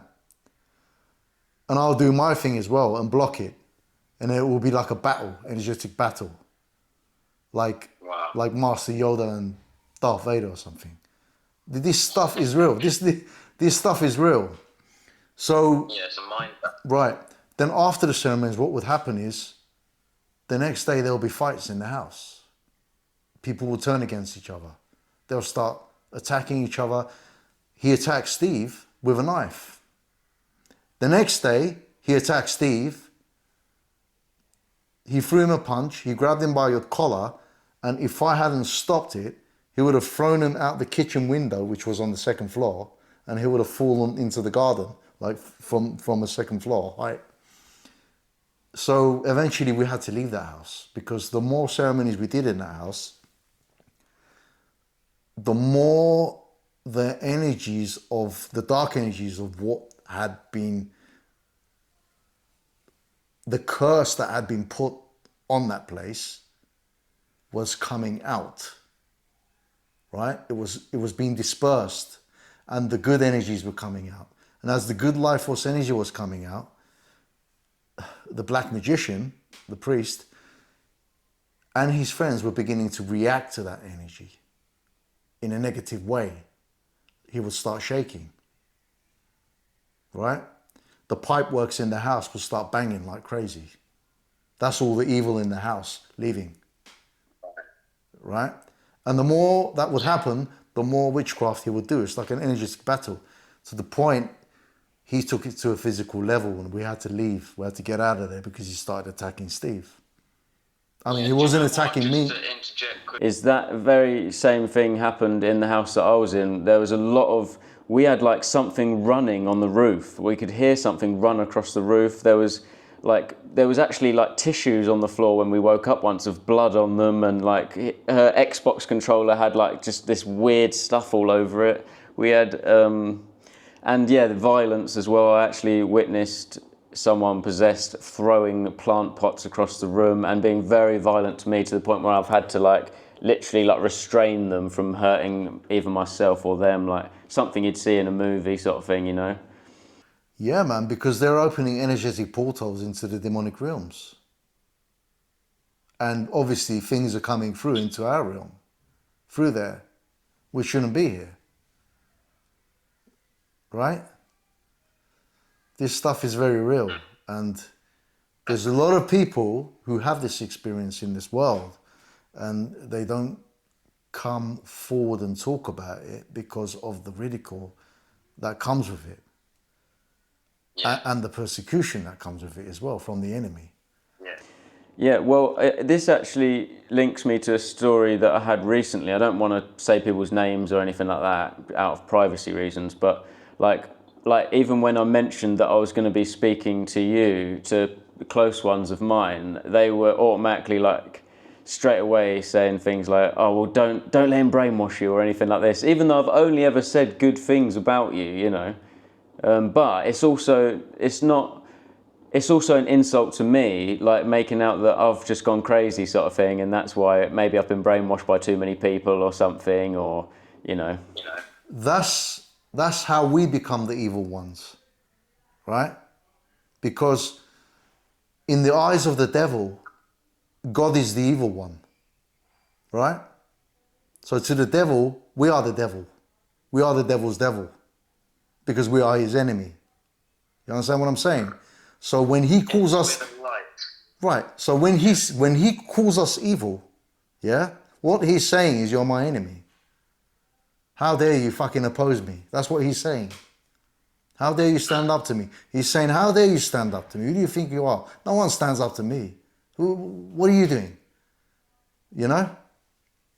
Yeah. So the way he operates is he inverts it. Oh, you're the evil one. You're the one you did it. I didn't do it. Inversion, projection of himself onto the other. And Steve used to do this a lot. It was always in projection. Every time you confronted him with an issue, immediately he would take it. First of all, he would take it personally. It's like we're not even presenting it to him that he's guilty of it. We're just taking an issue, and we're presenting it to him so that we can resolve it together, right? He would immediately, his defenses would go up, and he would go into defense, thinking that it's about him. And he would start inverting and projecting himself onto us. Do you understand what I'm saying? So we will become the bad ones. We will become the evil ones. When all we're trying to do is just clarify things and fix things and sort them out. You know, at the end of the day, as human beings, all we have is, how can I say, communication. If we're not able to communicate to resolve issues, then what are we doing? Well, there's a clear instruction when it comes to communication, and it's, you got to be trying to find out the truth. You're discovering the truth so you can evolve. You're speaking about the truth. You're both trying to get to the bottom of it, and it's got nothing to do with where we're currently at, really. Like, it's got, and that's where we take offense, because we think it's an attack on us as a person, but like where we are with our consciousness is not who we are, is it? It's just you're in that place of evolving. You know, That's right. That's right. And I don't know, you saw that video that Steve uploaded on Gnostic Takeover, which was meant to be a Zoom call between Ahmed, myself, and another friend, and Steve, right? Where he titled it, I think, something like Psychopaths at Work Trying to Mind Control Me, or something like that. Or How Psychological Warfare Works, or something like that. That's what he titled the video. And it was basically a video of a Zoom call, which we did among us, that we all agreed to do, that we convinced Steve to do, to resolve an issue in the dynamic of the relationship of our friendship, of the group. So it was supposed to be a private conversation between the group to resolve the situation. Yeah. So we tried to explain to Steve, listen, man, you know, we see, you know, your experiences and what you're going through, and we're concerned, man, you know, because Ahmed said to him, you know, it's toxic, and we're your friend and we're here to help you. And he was basically like, what's going on, Steve? You know, it's like, and Steve was like, what do you mean what's going on? Like in denial. And then he would take the conversation to somewhere else. And then I would come and say, Steve, look, we're not talking about that now. I understand, but that's not the subject. The subject is what's going on with you, because, you know, the relationship we have now is becoming toxic. What's going on? And then he started blaming me for things. And I said to him, all right, Steve, I understand. I'm not a perfect person either. We can talk about all that. You can talk about me as well. But right now, we're addressing the situation with you. Yeah. And when we've resolved that, then we can talk about me. But we can't do both at the same time. Yeah, that's what I was saying. And then all of a sudden we became the bad ones, the evil ones, and we were trying to mind control him. And he did the video against us, telling us that Eril and Ahmed Hashimi work for MI6. They're agents sent to me by the cult to destroy me. You know, and this was a pattern with Steve. We weren't the only people who he did it with. There was another group of people before us which he did it with. And I met some of those people as well. And they're pretty good people. And before them, there was another group of people. And he's been this way with his own family throughout his own life. He's been repeating the same cycle with his family through his own life. Because his family wouldn't agree with him on certain things, he would turn against them. But you can obviously bring up the fact that about what we were saying about the Demiurge obviously hijacking maybe his family members, and we've all experienced this with people close to us. So, you know, he must have been onto something, but I suppose what you're saying is you've also got to be able to look in the mirror and be responsible for everything that you can be responsible for, basically, and do, you know, at the end of the day, you can just remove yourself from that situation and try to evolve as much as possible, can't you? You know, what can you do about anyone else getting hijacked? Doesn't mean that they're the high priestess or something like that just because they're getting hijacked. Absolutely not. But according to Steve, his mum was the high priestess of the satanic cult, which was very untrue. That's not the case. Yeah, But yes, the energy of the Wetiko may have been working through her. Yes. Yeah. And coming through her. Yes. So on a subconscious level, she's not aware that that's taking place. Yes. But she's not the high priest. Yeah, she's not consciously going to do rituals, and she's not consciously in the basement of a church somewhere doing like what you would expect a high priestess to be doing. No, there was nothing like that. She was not conjuring up demons against him or anything. You know? No. It's just At least consciously, right? At least consciously.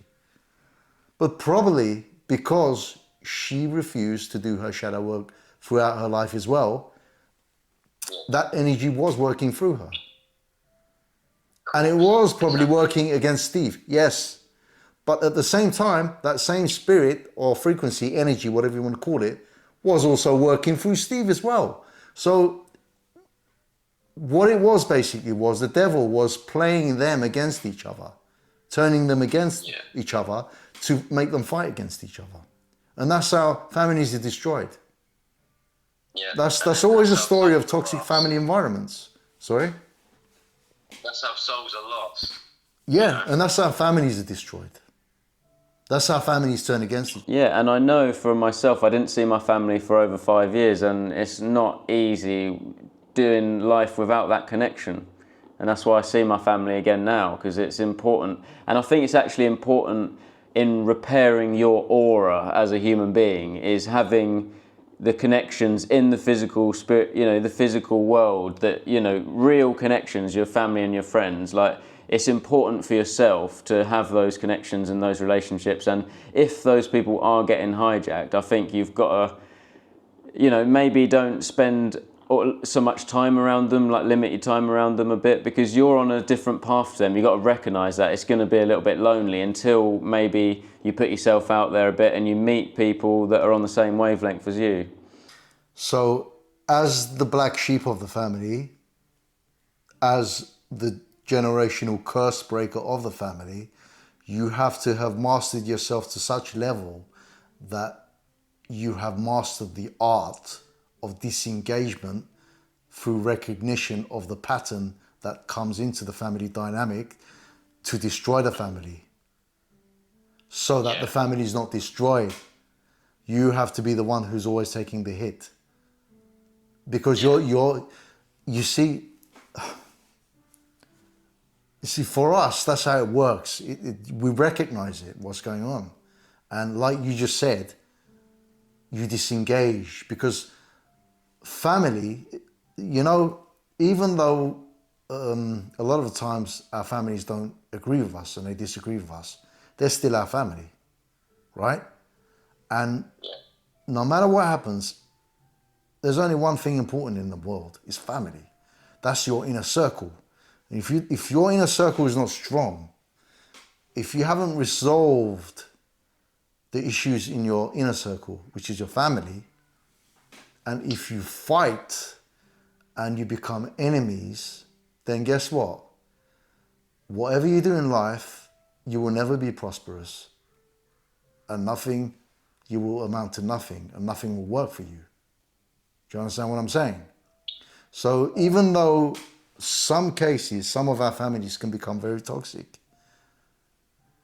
it doesn't mean that we should become toxic with them. Yeah, it doesn't mean that we should become toxic with them. We have to know when to disengage and when to engage again. So it's a mastery, it's an art, isn't it? It's something you master. So like, there's a time to engage and there's a time to disengage again.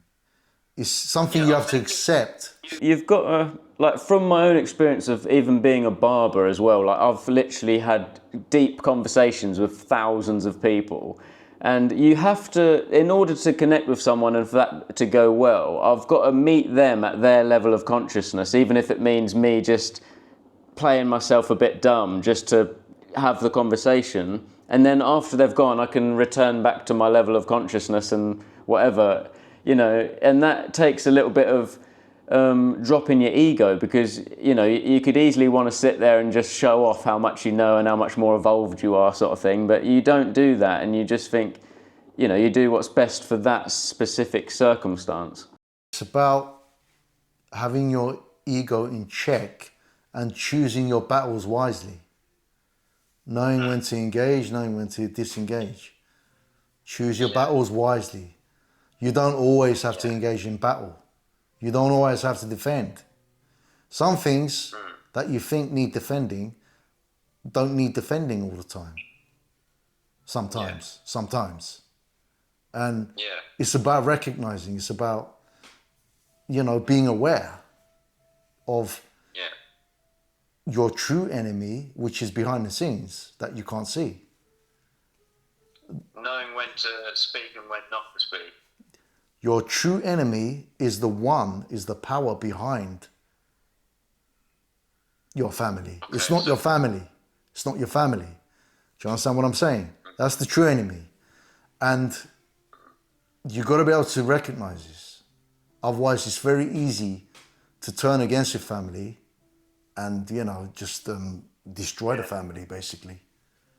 But ultimately, it's not actually them, and it's even to the point where I'd say it's us, because the things that they're saying, like the hijacks and the attacks that they do, it's always, like you've said before, it's something where it's sort of battling your own subconscious. Something, it's only triggering you what you're saying because of something that's gone on in your subconscious and something you haven't necessarily dealt with, and it's always perfectly orchestrated to like attack your weakness and your, something. Because it's the Agent Smith effect. It's the force behind them using them as a vessel to trigger you into engagement. Do you understand? So the evil one is using the people who you care about the most, who are not conscious yet, who are living in ignorance of it, against you to trigger you so that you can turn against those people who you love, completely forgetting the truth, that which is, it's the enemy behind them doing it, not your family.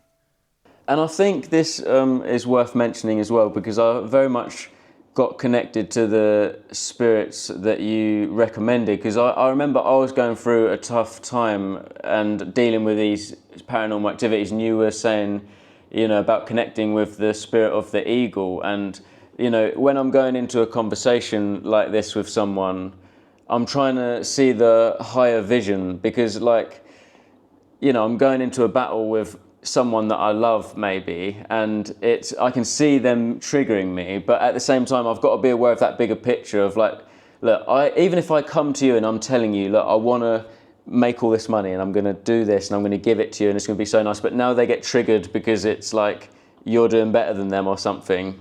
And it's like, at the end of the day, don't even say any of that. Just do what you're going to do and see the bigger picture, and just, you've got to just live your life as if you're, do the things that you know to be true, rather than, I suppose, external, doing it for validation. And Well, it's an art, because, well, first of all, you've got to recognize what's really going on, and not many of us do. That's why we fall victim to this force, right? Yeah. And it works for us, and we don't even realize it was doing. And this was what was happening with Steve as well. And you couldn't even mention that to him. He would go mental. Oh, so I'm the devil now, am I, Eril? Steve, that's not what I'm saying. Please, that's not what I'm saying. Please try to understand.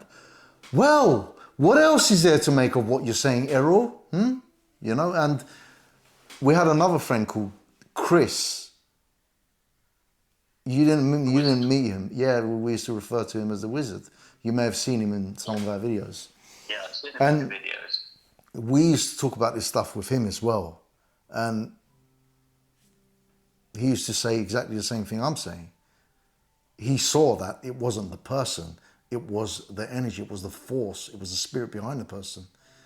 It was the driving mechanism behind the person, which was doing what the person appeared to be doing, using the person as a conduit. so do you think when Steve was in that sort of denial state that it wasn't necessary? Do you think that's him getting hijacked? When he's saying, oh, well, so I'm the devil. Do you think that's hijack? He used to get hijacked all the time in front of us. And it was like, it was a switch, because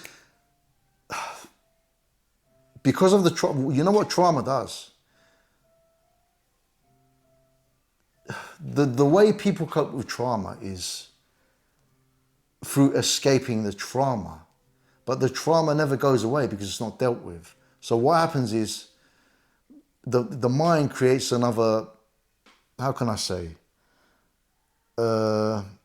another, it creates a pocket where it stores that trauma and hides it. It hides it from the person, right? It's like, we're going to forget about this now. We're not going to go there. Because when we traumatize, it doesn't go anywhere, man. It stays in the body.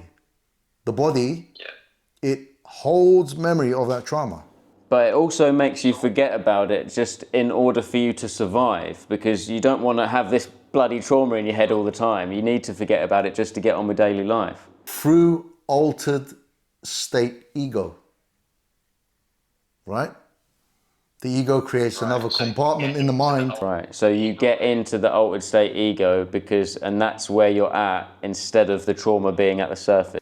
So I always say that every aspect of ourself which we deny and we refuse to face and reject because it's undesirable to do so, the enemy is going to use that against us. Because energy always goes somewhere. It doesn't die, right?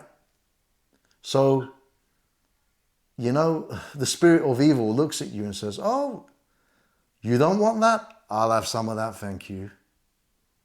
Now I have a piece of you I can use against you without you even knowing. Now I have a piece of you I can use against you without you even knowing.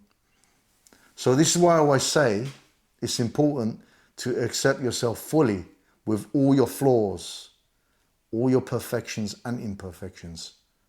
Because we're alchemists, right? We have to accept our whole entire being as we are. We can't say, oh, I don't like that part. You know, we've got skeletons in the closet, yeah? We put them in the closet and we close the closet door and we think, that's not me. Well, guess what? That's still you. That's still you. Yeah, and then you experience it through, like, maybe you're having an argument with someone or something and they might know a secret about you and they'll bring it up and you're so scared to, I hope they don't bring this up because I'll break, you know what I mean? Like, that's the sort of thing you're talking about. And I think as well, like, I've actually got people, like friends that I know that have confided in me, that have been through some horrific trauma. And I would like to say to the audience, like I think, I don't know if I'd say everyone, but a lot of people that you know have probably gone through trauma and they don't tell you and you don't know about it. And even it might be your own children, but that have gone through something and have not told you. This is the reason why it's easier to lie to people and convince them that that lie is true than to tell them the truth and get them to believe in the truth. Because their whole lives have been a lie, because they've been wearing a fake persona, because they've been hiding their true nature behind a fake mask, which they go through their whole lives wearing, just in order to not face themselves. Escapism. So that's why the establishment can do to the people what they want and people believe it. They can tell people what they want and they believe it. They believe all the lies and the liars. And all the people who tell the truth, they're the ones who are lying. Why do you think people are so susceptible to what the government say? Like, I don't know about you, but I literally was about 12 when I was watching the news and I was like, how do you people believe this? Like, I don't, you know what I mean? Okay, because trauma bonding. People have sacrificed their whole lives to the system, I suppose. So it's just like, if I believe that this is a lie, then my whole existence is a lie. And I need to really, and that's a hard place to be in. So it's called Stockholm syndrome. So people will rather defend and protect their abuser than stand up to their abuser, right? They're more comfortable staying in the same position which they're abused in by their abuser than to stand up to that abuser and say, hey, what the fuck you doing, man? That's enough. Yeah. You know? Yeah. And also there's the element that the longer that's left unchecked and that continues that way, the harder it becomes to face throughout the years.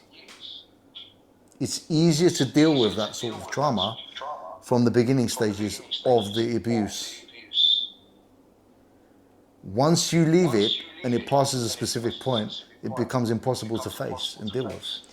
Yeah. Well, I know this from being in a relationship with someone that was literally getting possessed in front of me, and and you have to face these things yourself. Yeah. So here's another thing. We used to talk about morality and moral codes a lot on the Gnostic Takeover, yeah? Yeah. When I first met Steve, I didn't realize that he was a Mark Passio fan. And I didn't even know who Mark Passio was. I didn't even know who Mark Passio was. And later on I found out that Mark Passio was talking about moral codes and the importance of moral codes, right? Morality and moral principles. And I started talking to Steve about morality, moral code and moral principles and the importance of them without knowing that there was somebody else talking about it already called Mark Passio. And not knowing that Steve was a fan of him and he was listening to what, Mark Passio had to say. He was interested. So when I started talking about moral codes, Steve's eyes lit up and he was interested in what I had to say about moral codes. And what I was saying about moral codes was at the foundation of everything, all creation, the most godly power is responsibility. That's where everything becomes possible, all life and everything. Without responsibility, nothing happens. There's no life, there's no creation, so responsibility. And through responsibility comes love, respect, okay? And moral codes. These are all based on moral codes, which is what is right, in opposed to what is wrong. You understand what I'm saying? That's where right and wrong comes from. It comes from moral codes based on natural law principles, which come from responsibility, which is none other than love. So love is responsibility, right? That's where everything becomes possible. And without responsibility, nothing happens. Well, I remember you guys at one point got to the point where you thought, well, Mark Passio is now, like, I don't know if he was an agent or something, but he was like a gatekeeper of moral codes or something, and he become an enemy as well. Well, that wasn't me, that was Steve. I didn't call Mark Passio the enemy. It was Steve. He turned against everyone. He would listen to all these people and he would steal their information, right? And then he will use it on his own channel, and then he will start attacking and demonizing these people and start slandering these people. He turned against David Icke. At the end of the day, like, these people like Mark Passio and David Icke, like, they may not have all the information and you may not agree with everything that they are saying, but at the same time, you've got to respect their journeys, and they're clearly good people. I mean, like, whatever their backgrounds are, I know Mark Passio is an ex-Satanist, but you've got to respect him for the work that he's doing, and I believe he's sincere with his words. He's very passionate about it, and he's giving information that is very valuable. It's very much helped a lot of us. But my point is, there's nothing new under the sun. Like, these people have discovered the truth, and they're sharing the truth, and at the end of the day, this information, it belongs to the people, it belongs to the earth. So our job is to, find this information, whether that's through our own experience or through someone else telling us their story and their experience. We find this information, we put the pieces of the puzzle together, and we present it in our own way. And there's nothing wrong with that. I think that is what you... it's just when, I suppose, you're getting attached to these things and then attacking other people that haven't got the same perception of it as you, or we're all just trying our best at the end of the day. Exactly. Yeah, I know. And Steve was slandering these people all across his channel, telling everyone that they're mind controlling people, leading them down the wrong path and everything. But what all they were doing was sharing what they know. Right? But at the same time, Steve was also using their information. So there was a bit of hypocrisy there. Do you understand what I'm saying? So... Do you think it's because maybe he saw holes and flaws in what they were saying and then thought, well, maybe that's they're intentionally changing that bit of information? Because I know, like Mark Passio says, if you want to sort of program the masses or whatever, you tell them a lot of truth, but you only... If I give you a potion that's going to heal you, but with only one drop of evil or poison, then it's still going to poison you, you know? So if you tell someone loads of truth... Go on. That's true, but even if that's what they were doing, Steve was doing exactly the same thing. Yeah. Sure. He was an identity thief. That's what he was. He used to study other people's work, get all the information, and then he used to use it on his channel, and then he used to slander those people and, you know, portray them as the bad person. And Steve is the good person doing the good work, just as he did to me. Stole everything I brought to the table and then claimed it for himself. I'm doing the great work. I'm doing this. I went to St. Corona. I did this. I did that. I did that. Okay. Were you alone? Were you alone doing it? There was definitely times when Steve did acknowledge Mark Passio and David Icke as well. It's not like he... In the beginning phases, yes. Before he would turn against them. In the beginning phases. He would do that. He would do that. He would do, wow, I learned a lot from David Icke. I read all these books. This guy's great. Everything. Wow, Mark Passio. I learned a lot from him. He would do, Eril, I've got Eril here. He's going to talk to you about shamanism and the energy. He does that at the beginning stage of a relationship. And those people would hear Steve, for example. They'll get in touch with Steve and they'll want to do an interview. Because we did a couple of interviews with Gareth Icke, David's son, I believe. And when Steve eventually began to be ignored by Gareth Icke, and there was no sign of David Icke, all of a sudden he started slandering them. And he was being very brutal. I saw that as well. He was very brutal with slandering them. And it was almost like, look, if you've got something to say to these very respectable people, like, I'm not being funny, but you got all this information from them. He's done all these 12-hour talks and stuff. Like, you can't just come at it like, you're fucking, you know, going mental. You've got to, even if you've got a point, you've got to come at it in a very respectful way. And it's got to be done very well. Like, you've got to plan what you're going to say and you've got to execute it perfectly. You know? He did this to Max Egan as well. You know Max Egan? Yeah, I haven't really studied any of his stuff, but I only know his name through watching your... Very good guy. Very good guy. Intentions are pure. And the work he's done is years of work about the frequency weapon system.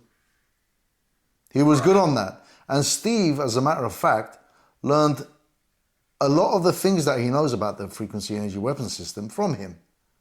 So he stole all the information and he talked about him while he was doing it, right? Wow, he's good on it. To the point where Max Egan got in touch with Steve and we did a few videos together with Max Egan, Steve, on the Gnostic takeover. But once Max Egan, because he's an intelligent guy, once he started seeing the picture of what Steve really represents, he started shying away, like not responding to Steve's emails anymore, right? And that got Steve's back up. So then he turned against Max Egan, you see? Just because the guy simply didn't want to talk to him anymore. Right. Do you know what I mean? So whoever was able to see through Steve's intentions, true intentions or whatever, personality, and no longer wanted to associate themselves with him. Because he did mistreat a lot of good people. He did. He would start slandering them. He would turn against them. And even when he did that, after I went to prison, I was deported and everything, even when after he did that and he isolated himself and it was just him and Liz living in his mother's home from his childhood bedroom together with no money, no food to eat, somebody or a couple of people, I think, who had a channel on the internet, who had a platform, they got in touch with Steve. And how do I know this? Because Steve talked about this on his channel, in his video. So they offered to do videos with him. And Steve said that, you know, he decided not to do it because he suspects that they're also a part of the network as well, when he didn't even know them. So there came a point where Steve was so isolated from the rest of the world, just him and Liz. They were so isolated from the rest of the world because they were living in fear, pretending to be in power. Do you understand what I'm saying? Like in the video, he's pretending to be in power and, you know, he's taking the system down and everything. But that wasn't the case. It was the opposite. You know, he was in fear and survival mode. Sorry? I think I would imagine he probably felt very vulnerable in that situation. He was, but he didn't want to admit it. He was pretending to be the opposite. And every single video he would mention, he would still bring me up. It's like he can't let go. He can't let go. Right? And he will still bring me up and say, people like Eril sent to me to destroy me on behalf of the network and things like that.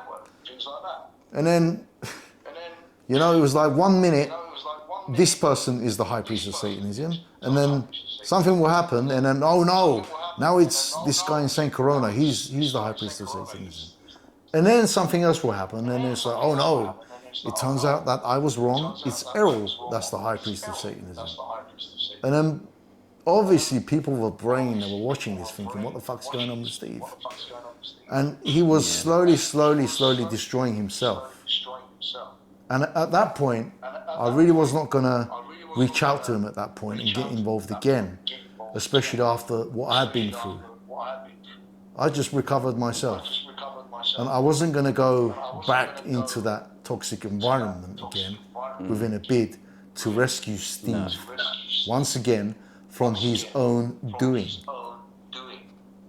It's impossible. There's no rescuing Steve. As a viewer, it's quite like do you know how depressing it is, sort of thing, to like listen to Steve, like who we sort of trusted, you and Steve, along this journey, and we thought, wow, like this is something new, it's something, you know, and we did trust you guys, you know, and then obviously Steve's coming out and saying, right, David Icke's part of the network, Matt, you know, Mark Passio's network, all of these people, all the other people that are credible in the movement. So it's like, well, who's left then? Like, what are we supposed to do? Who are we supposed to listen to like, you know, what's true, what's not true, and you know, and now if this is, you know, the truth, it's like, well, okay, well, who is actually credible now then? If maybe Steve was just developing a little bit of sort of psychosis from, you know, doing a lot of ceremonies, you could say, but also fasting too much, not eating, looking after himself enough.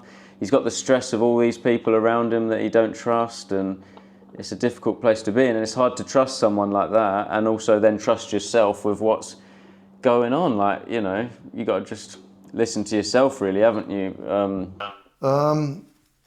You got to listen to your heart. Don't trust anyone. Don't listen to what anybody says. I mean, listen to people, obviously, but don't take it for the gospel. Do you understand what I'm saying? See what people have to say and make what you want from what you hear, you know? Obviously, no one's ever going to know the truth. You know, no one's ever going to know the truth of what's happened. You understand what I'm saying? Because they weren't there. Unless you're there, only then that's the only way to know. But if you're not there, it's like, I don't know what happened to Steve, how he actually ended up under that train.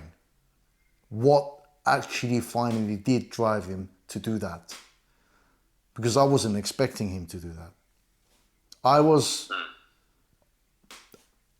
able to see that he was self-destructing slowly, and he was going down that path, and he was going to. And I was suspecting that maybe he would starve himself to death, right?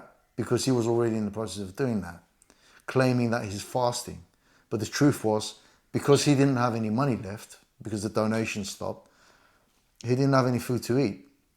So it was better for him to, you know, portray to his audience that, oh, look at me, I'm doing the work. Don't worry about it, guys. I'm doing the work. I'm fasting. But the truth was he was starving. He didn't have any food to eat because he didn't have any money. And he was in bad conditions and bad terms with his own family. Right? Yeah. So he wasn't going to eat their food. And eventually, he turned against them in the house. And there's a video he shot and put online of this incident happening. Him arguing and fighting with his mother. It's online. So it only makes sense to me that eventually they must have took out a restraining order against Steve. And that's when all this stuff happened. They put him into prison and, you know, first he was evicted. And I think then they put him into prison. Then they put him in the nut house and completely messed him up. Because the ceremonies, what the ceremonies did was bring to the surface already what was inside of Steve, all the trauma that he had been trying to suppress. That's what the ceremonies did. But because he was not willing to look at it and face it, he suffered even more. So he went completely crazy. And the last ceremony we did together was 2 days before I was arrested, early February 2022. That was the last ceremony we ever did together. I didn't want to do that ceremony, man. He was insisting, Eril, you and me, we have to do this ceremony. We have to do this ceremony together. Liz is not joining, it's just you and me. I'm like, why do you want to do a ceremony just with me? Why do you want to do another ceremony? It's not a game, you know, Steve. It's not a game. This is a medicine. This is serious work. Yeah? It's not a joke. And he was like, no, we need to do another ceremony. I'm going to make an intention. I'm going to high command, you know, so that the high priest of Satanism dies, you know? And I was like, Steve, I was trying to explain to him, Steve, this isn't the right energy to put out there. It's going to come back to you. So he was putting some curses. He was using spirit, the good intention of spirit and spirituality. He was using it as a weapon to do bad things and to put curses on people and wish them harm and things like that because he thought they were bad people. You understand what I'm saying? It's like, fair enough, the black magician in St. Corona, okay, fair enough, he was doing black magic on us. But it doesn't mean that you have to do it against him as well. Because what goes around comes around. You're better than that. You don't need to do that shit. You're better than that. You got bigger powers working for you. You got the force, you got the source working for you. You don't need to go down that route. It will come back to you. What sort of like spells or commands was he doing back then? Because I remember you telling me that the best sort of thing you can do is that all evil must leave, like that sort of thing, that sort of attitude. Well, yeah, that's a normal command. You stand and you command in the name of the one and only high source that all evil leaves this terrain, right? And that's it. You're calling it out to be expelled in the name of the one and only high source, not by yourself, right? Yeah. And you can only do it if you're aligned with the source, morally aligned. It's an alliance. Yeah. And that's So why this he guy- didn't have an I'm saying, understanding. He didn't have an understanding of this alliance. Say, what is... That's where the shadow work comes in, isn't it? Because you have to be honest with yourself, and you have to deal with these things that you're not really being moral about, or things in your past, and you have to deal with these things in your subconscious through the medium of morality. Exactly.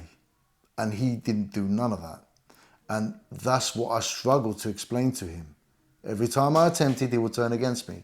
And then it would be like, all right, Steve, okay, we'll do it. We'll do it. We're going to make a video and we are going to expose Ahmed Hashimi. And I'll be like, but hold on a minute, he's my brother. I'm not going to do an anti-video against him. He's done nothing to me. And he's like, we're going to do it. How can you not see what Ahmed Hashimi is? And I'm like, all right, Steve, we're going to do a video exposing Ahmed Hashimi, right? And the next thing you know, I'm there doing a video with him exposing, slandering one of my best brothers. And then I lose him. So for all the people who saw that video on the Gnostic takeover, everything that's been said against Ahmed Hashimi is not true. He's a very, very good person, and he has pure intentions, and he's an empath. He's an empath of intelligence, which is the reason why he knew better to cut connection with ignorance and us. Right? So when you're with Steve, you would find yourself in situations where you had to go along with his program. Otherwise, it's his way or the highway.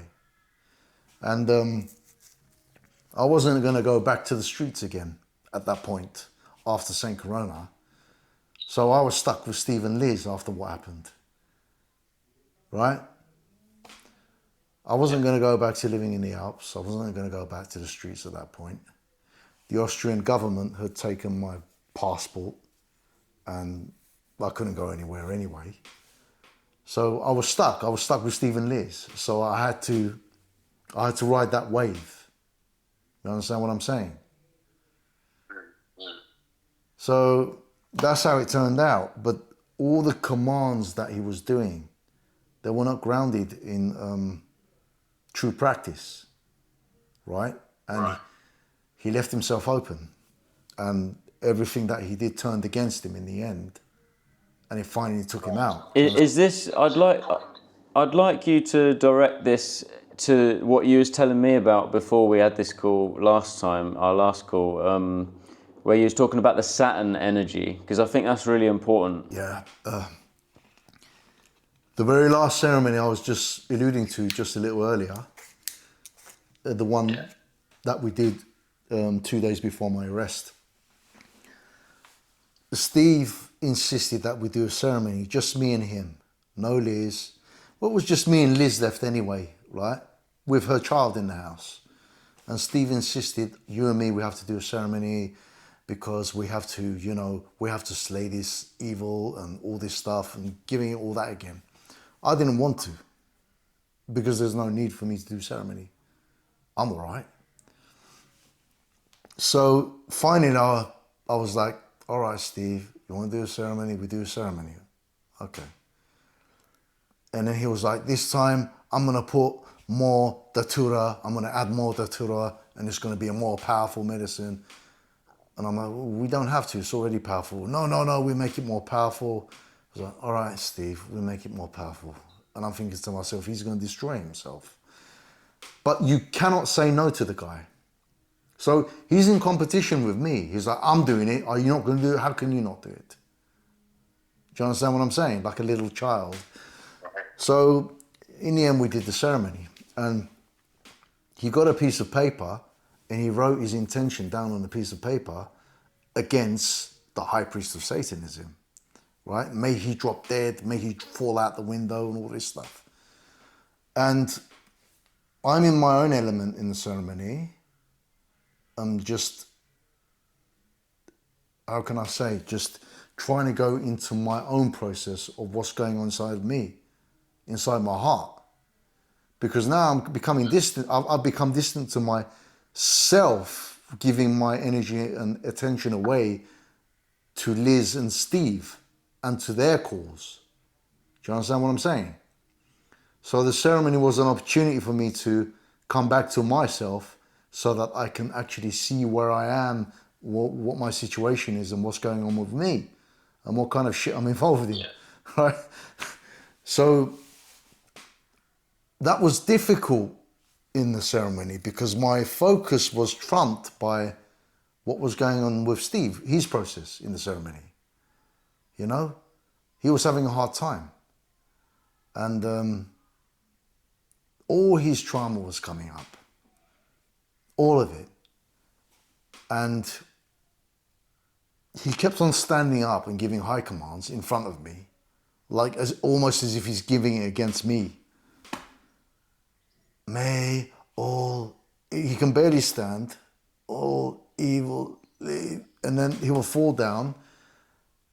And then I can see that he's being pelted by radiation and emissions. It's like a red field around him, like a red field. And this red energy is pelting him and he's not able to move. He's stuck. He can't stand up. He can't speak. He can't do anything. It's weighing down on him heavy. It's Saturn energy coming from Saturn, right? He's under attack. He's being bombarded through emissions and radiation from Saturn. But I'm right in front of him. I'm seeing and I'm feeling what he's going through, but I'm okay. I'm okay. So he's looking at me and he's like, what's happening to me? What's going on? Are we in hell? And I'm saying to him, I can see that he's sitting in his own hell, basically. He is in hell. He's right. So I'm saying to him, Steve, just focus on me, okay? Don't worry about what's going on around you and just have a conversation with me. I'm like, I'm here, man. Everything's all right. Look, I'm all right. And he's like, but I'm fucked, Eril. What's going on? What have I done wrong? He said to me, what have I done wrong? I said to him, Steve, it's all right. You know, this is temporary. Don't worry about it. I'll explain everything to you in the morning. We're in ceremony right now, you know? And I just try to, how can I say, comfort him throughout the ceremony. Yeah. And there came a point, I can see the demons like breaking into his mind and inside of his mind, driving him crazy. Yeah? And every time I tried to get close to him, to get his attention away from them, they would come and try and do it to me as well, but they couldn't get in. They could not get into my psyche. So they would jump back to him. So every time I tried to intervene, they would attack me to deter me. It wouldn't work. They would go back to him, focus on him. And there came a point where Steve said to me, I can't stand this anymore. I have to go for a walk. And I said to him, Steve, you can't even stand up, man. How are you going to go for a walk? And somehow he managed to stand up and he started putting his shoes on, you know, swaying in the doorway like a drunk person. He's putting his shoes on. So I had to get up and put my shoes on and go. I'm not going to leave him. So we're in a village. There's maximum 10, maybe 12 houses in the whole village, right? There's one road running through it. And for miles and miles and miles, there's nothing. It's just walk down the road, you walk out the village, it's just darkness, country. So we start walking down the road towards the edge of the village. We're going to leave the village on the main road. And we leave the village and all of a sudden it's all darkness, okay? It's just dark. And all of a sudden out of nowhere, in the middle of nowhere, a helicopter appears and hovers above us and it's following us. It's hovering, it's following us. And I'm like, oh, fucking hell. But before we left the house, I warned Steve. I said to him, we can't go outside, Steve. We're not going out now. There's no way we're going out now. He was like, why? What's your problem? Why don't you just let me just get some air and all this stuff? And I was like, the reason we can't go outside right now, Steve, is because there is a portal that which is open to not a good place. And if we go outside, you're going to see some things that you may not be able to digest psychologically.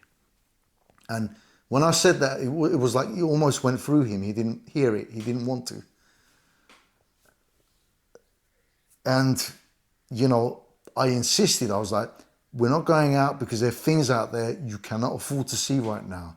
So what's out there? Fresh air. And I was like, he got up and he started leaving, so I had to follow him. So finally we got out there and the helicopter revealed first, and then other things revealed. Satellites came down to get a closer view of us. Surveillance, Skynet, basically. You know, the grid, the system. Like, well, you know they've weaponized the atmosphere, right? What sense? Tell us about it. We were being surveilled closely, like, you know, the drones, interdimensional drones, and drones which they have developed here as well, technology which they've developed here, and technology from their own realm as well, and merged hybrids as well. They were revealing to us, right? And Steve was going crazy, and I started turning Steve's head away from them, like, don't worry, man, just focus on the road, focus on the journey, right? While at the same time, he's still being pelted by the Saturn energy. Right? And he said to me, I can't take this anymore. I'm gonna die. I wanna go back home, right? And he turns back and he starts walking back home. And I'm like, Steve, you're not gonna die, man. I grabbed his arm like this and we're walking together. He's in my arm, he's got his arm, you know, lock. Yeah, we're locked. And I'm sort of dragging, carrying him towards the house again because he's lost his direction, doesn't know where he's going. And as we approach the village again, one of the houses, this is going to tie into what you were talking about earlier, yeah? So when you do a shamanic ceremony, right, in a specific area, specific spot, it's like dropping a bomb into, if you're in a cesspit and you're doing a shamanic ceremony in a cesspit, it's like dropping a bomb into that cesspit, and everything that shouldn't be there, which is in that cesspit, starts scattering and reacting to the bomb, right? That's exactly what happened. There was a house and the lights started flashing, flickering, coming on and off, and the blinds on the windows started opening and closing, opening. The doors inside the house started closing, opening, right? And there was a woman in the house and she was going mental in the house. She was running up and down the stairs screaming, just up and down the stairs screaming, right? And I was like, house of witchcraft. And Steve saw that and I grabbed his head immediately and I said, Steve, just look ahead. Don't worry about what's going on. He was like, what's going on in that house? And I'm like, what house? He's like, this house. And I'm like, I'm going to explain everything to you in the morning, Steve. Yeah, everything. I promise you, I'm going to explain everything to you in the morning. But right now, we've got to go back home because the home is the sacred ceremony space, which we're supposed to not leave. And as we're walking, there was another house. So there were two houses in that village which acted as anchors to the demonic realms, you know, mediums between this realm and that realm. So, and all the members in those two households, they went crazy. They reacted. Sorry. I was going to ask, how do these portals, like, open up? Is it like people that are like in the house? Are they intentionally opening up these portals to the demonic realm, or is it just like an accident? Like maybe the house I lived in for a bit, was that just because they they were just doing seances because they were curious? Is it something that people are intentionally doing, or is it just an accident? On a level, it could be intentional, and in some cases, the households may not be aware that those energies are working through the household and them. Like I said, generational curses, right? Depending on the foothold of that generational curse, if it's left unchecked and totally ignored, it could come to, when such an energy bomb is dropped, the people in that house could have that kind of reaction without realizing why they're reacting that way. And this is going to be the case for the whole world very soon, because we're ascending. So as the realm ascends, the energies of the ascension, which is the life force from the source, which is coming through the creation, is going to push and repel all these people. Do you understand? And a lot of people are going to react to these energies, and they're going to lose their minds, they're going to go crazy, and they're going to turn against each other. There's going to be riots, there's going to be shooting and looting, killings, there's going to be people, they're going to be running around like zombies. Society's going to turn on each other. And the establishment are prepared for this. They know that this is coming.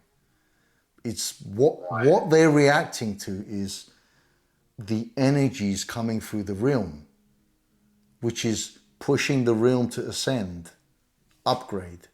It's like a system flush upgrade, like on a computer system. So that's why they're doing so much programming to everyone, so that when these energies come through, they're just going to turn people a bit crazy. Because they're not ready for it. I was going to ask then, so who is sort of susceptible to this? Like, who's going to be affected by this? Like, what sort of people? Everybody who has failed to do the inner work and are not grounded. Everyone who's been living in falsehood, pretensehood. That's most people then? That's most people. That's most people. It's most people, man. It's most people. They're going to fall.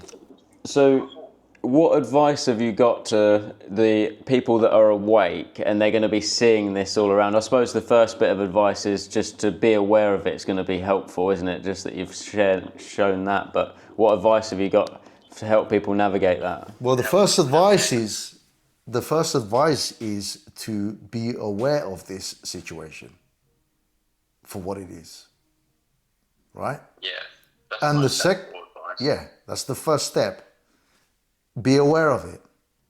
Why should you be aware? So that when it does happen, you know what's happening, so that you don't engage in it. Because when that takes place, it's going to be engaging.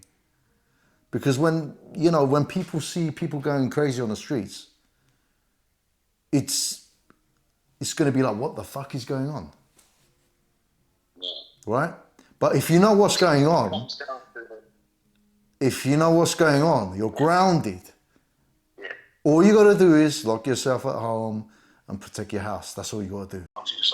And I suppose you could say that it's about dealing with every single situation you find yourself in with using your moral code. Your moral code. Yeah. Doing what is right just in that situation, because it's going to be hard dealing with people, seeing people that you love and stuff going a bit crazy and stuff. You're probably going to, if you're new to awakening, feel like it's your responsibility to try and save these people. And I mean, people see awakening in a very, they make it very complex, right? They think it's this complex thing. Well, awakening is very simple. All awakening is you taking responsibility for yourself. That's it. If everybody did this, this force, which is against us, has no chance in hell. Do you know what? I actually see that in other people a lot. Is people, instead of taking responsibility, get using each other instead. You know what I mean? And I mean, it's good to work with each other and help each other out and stuff, but it's sometimes at the expense of each other, and then people get into this sort of bitchy attitude, bitching about each other, and I suppose... Competition of the ego. You know? Ridiculous. It's ignorance. You know What I find a fascinating dynamic, right, is from going through these experiences myself, like you get to a point where you sort of forget the mindset of like a normal person, or what maybe you even were years ago. You forget it and you get into your own little space, and then it's not until you go and have an experience with one of your old friends or someone in society, you have then experience that brings you back, and you end up learning a lot from that, actually, because it's like you remember why, like how far you've come and stuff, and like the difference in psychology what you've gone through. This experience that I encountered that we spoke about tonight, my experience in Austria and with Steve and everything, it was stuff, and what we're talking about now is stuff I already knew. However, the source had to take me there to have the direct experience, so that I have a full understanding of how it actually works. As I was ready for it. I was ready to have the experience. That's why I was given the experience. And this experience was a blessing in disguise, which benefited me very much. And my experience of this, telling the story, it could benefit many others as well now. Right? So why not share it? Yeah. Why not share it? Why keep it just to myself? I think at the end of the day, like, we're not coming from this with regards to trying to say someone's evil or not evil, like Steve or even the people that I've dealt with. We're not trying to say they're necessarily good or bad people. It's just that we're trying to describe the psychology of what it means to face these forces, go through a spiritual awakening, and what humanity is going to face themselves. It's important to understand the psychology behind it all. It's never the people. It's never the people. Our enemy has never been the people, right? It's the force behind the people. It's the driving mechanism behind the people. The problem of the people is ignorance of it. Right? Due to ego. And there's nothing wrong with ego, by the way. There's nothing wrong with ego. Ego is crucial, right? It's us. It's a part of us. But the problem is we're letting it run our lives. We're supposed to be in charge of the ego, not the ego in charge of us. And that's when it becomes a weapon in our arsenal. I guess what the spiritually awake people are going to find the most difficult is, like you say, when you're experiencing people around you, your loved ones and stuff, that are maybe getting hijacked by these forces, and just dealing with those encounters. That's going to be the hardest thing for people. And just how are you going to conduct yourself in that time, and what are you going to choose to engage in and not? And not. That is the most difficult part for us. Because you can easily be like, well, you get a bit pissed off yourself with how these people are treating me, and then it's easy to go a bit like how Steve did and be like, well, fuck you then. Like, you can go a bit the other way, and not necessarily that he had that fuck you attitude, but you can easily get into that where you're just like, get frustrated with it. Yeah, you see, so people are quick to talk about free will and loving the idea of having free will, and I have free will, I'm a free person, I do what I want. Okay, fair enough. But what about the responsibility that which comes with that free will? So humanity hasn't learned that lesson yet. That's why they're about to receive it now, naturally. They're going to understand what free will truly means. It's none other than responsibility.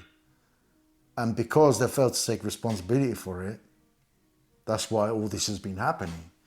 So because of free will, we're not able to intervene with the process of these people. So we can't save them. That's what I'm saying. All we can do is just maintain our essence, the pureness of our essence, and continue being who and what we are. And the ones who can see us and appreciate us, they will reach out to us if that's going to happen. But we cannot reach out to them to save them. It doesn't work that way. We can't save everyone. And we're not here to do that. I don't think we're here to do that. No. Because it's a personal experience. The toughest part, like you say, is remaining truthful and sticking to your moral code when you're in the face of someone that maybe you might, someone that's close to you, and they're being a bit like, getting hijacked, and your job is to speak the truth to them and like reflect things as they are, basically. But that can be the tough part I think people face, is just speaking the truth in the face of these dark forces that are behind people that they love. In the face of adversity, you always have to speak your truth, no matter what, man. It's like what we're doing now. It's like, even after everything that happened to me, I'm still speaking. I find like after, the truth might be scary to say, but after you say it, it all sort of gets resolved. Even if there is a little bit of a heated moment and stuff, you all like calm down, most level-headed people, and then you end up getting to the bottom of it. Or even if someone gets too pissed off that they have to walk away and you don't see them for a month, eventually you end up clearing the air. And I think that's important to try and do that. Well, that was exactly the dynamic between us and Steve. Not just me and Steve, but us and Steve. We were speaking the truth, and he was being pushed away. So then we were being brought back together again through a cause, and then we would speak the truth again, and then he'll be repelled again. You understand what I'm saying? So, you always have to speak the truth, even if you know that it's going to break, it may break some relationships, right? Because at the end of the day, there's only one thing that matters anywhere and everywhere, period. It's truth. The truth. Well, yeah. The truth. One and only Because truth. I think if you deny the truth, 10 years later down the line, you might accept it, and then you'll thank that person, actually, thank you for telling me the truth back then, because I know I was ignorant of it, but I did need to hear that, and I've eventually accepted it. Yeah. Because eventually you're going to recognise that it's the truth, and then you'll probably become friends with that person again because they told you the truth. But if you discover the truth and then you realise they lied to you back in the day, you're not going to respect them, are you? A good friend will always tell you the truth, man. A person who really, really cares for you will always tell you the truth. You understand? Yeah. And people who tell you comforting lies, they're not truly your people.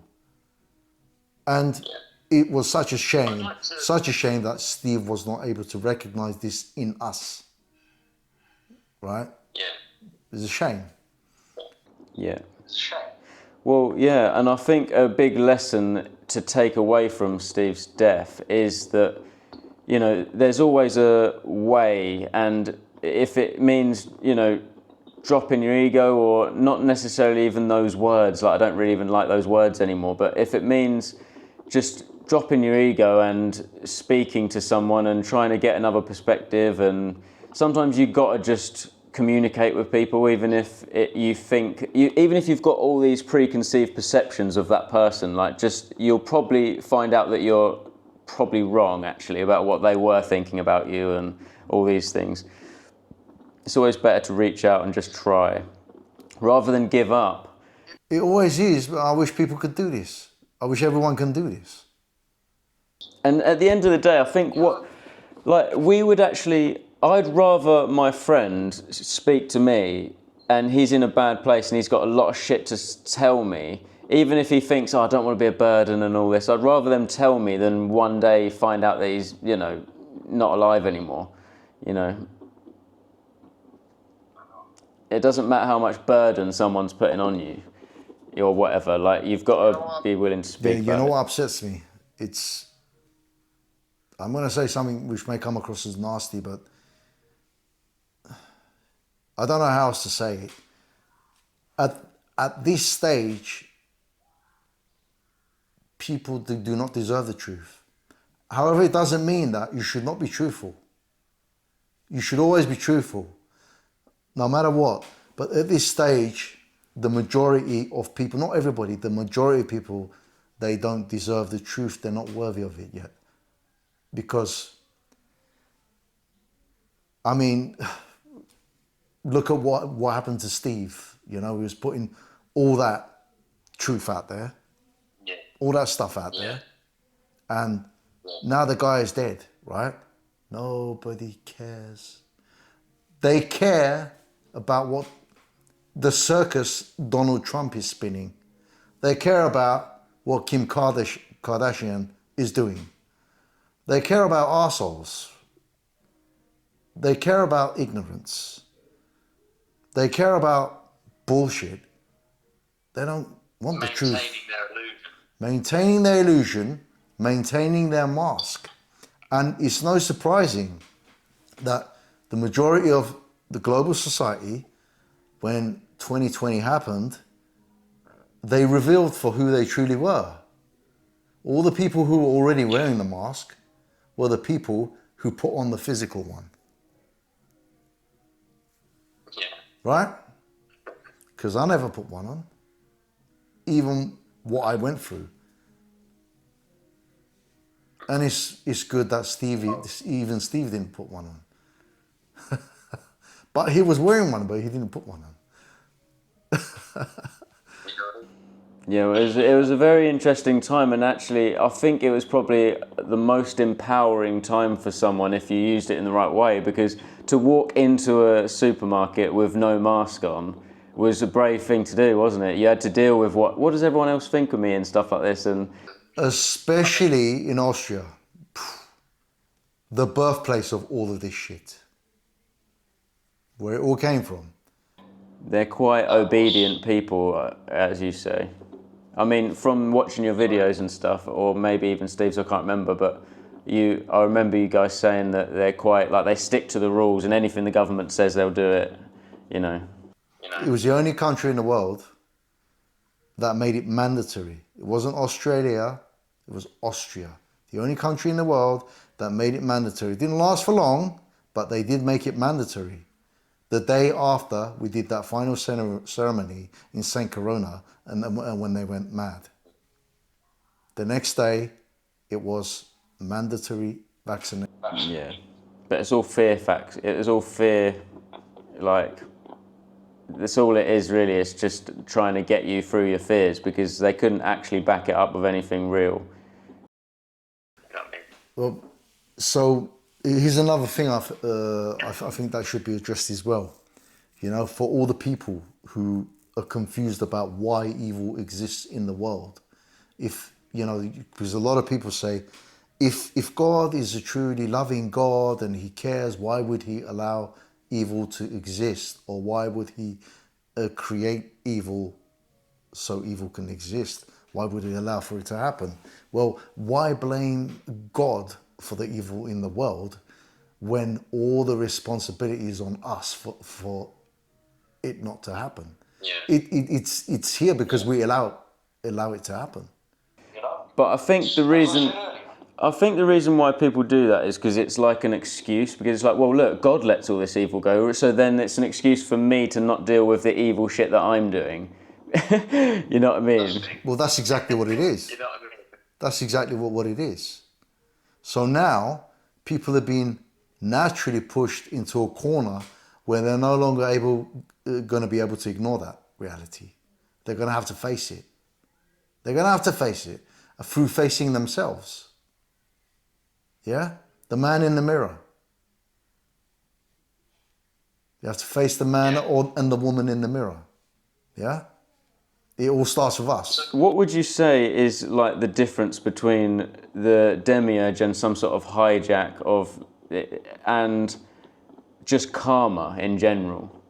Because, like, you know, you could just say I got bad luck and it's I've got to deal with my karma and stuff. Or how do you know when it's actually like actually we're actually getting attacked by demons now?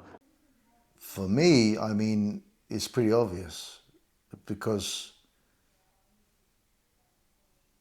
I mean, it's obvious. Like when I'm attacked by demons, it's obvious, and it's obvious why. And when I'm manipulated, it's obvious why as well. Because I can only speak for myself, man. You know what I mean? So I can't speak for everyone because everyone is on a different, how can I say, level of experience with this phenomena, right? So from my experience, because I'm wise to the manipulation tactics of evil, I'm familiar with what evil is. I'm familiar with their workings and how they operate and their manipulation. Right. I recognize. So I'm able to protect myself and some of the people I love from it. You know, well, I guess we can only know through experience, direct experience. And the problem is, But I think the thing is, a lot of people, it's easy to blame it on something like the Demiurge or whatever, but really, a lot of the times we're dealing with our own karma. Like, we have been a dick for ages, you know, or whatever, and then we have a spiritual awakening. But hang on a minute, you've been doing all this toxic shit for fucking 10 years or whatever it's been before your spiritual awakening.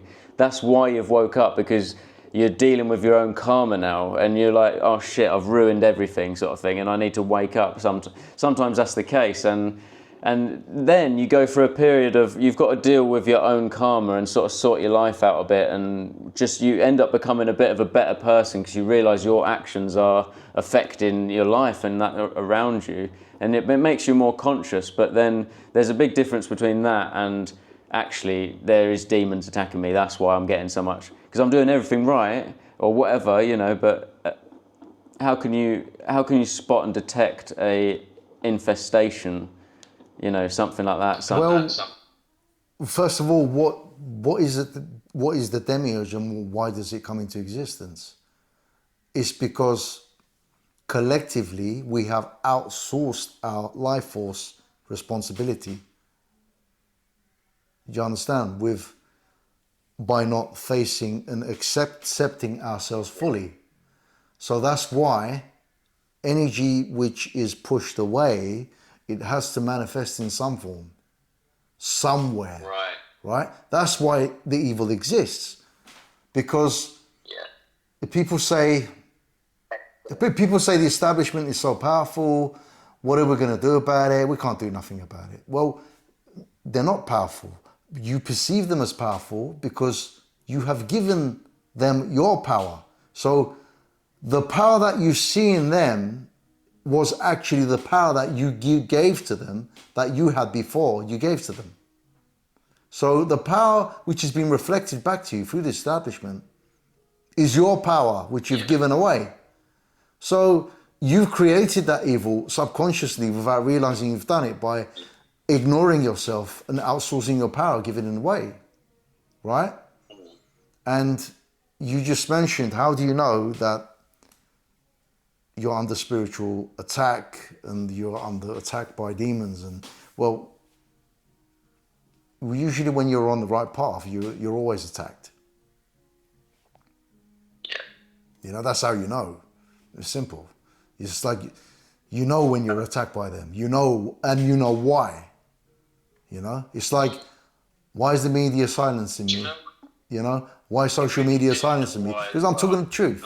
You normally know when you've done something immoral as well, and then you've let them in somehow, and it's like, oh bastard, I knew I shouldn't have done that, and now you know you've somehow getting some, you know, experience, and you learn from it, don't you? And it's like, right, I need to be stronger in this period now. You know, I need to be. I call that the hack. The hack, the hijack, the window that you leave open for the hijack to occur through behaving not aligned with your moral codes. When you're clear, it's worse, especially when you know what your moral codes represent, and you know that you shouldn't be doing something, but you still do it. It's even worse. Yeah. It's even a bigger window. Like betraying yourself. Yes, but you're betraying yourself, you're betraying your source, you're betraying your creator, you're betraying everything. So that's a massive window. It causes like mental health issues, really. It's causing mental disability, because it's like chaos in your mind now. It's like, where are your priorities? Where's your values and all this? It's like, who are you now? Because you're doing all the shit you said. Sorry, Sam, by the way, how much how much battery do you have left? Because we've already been talking for 2 hours 46 minutes. You got enough? Yeah, my battery's gonna. Yeah, my battery's going to go out in a minute. Yeah.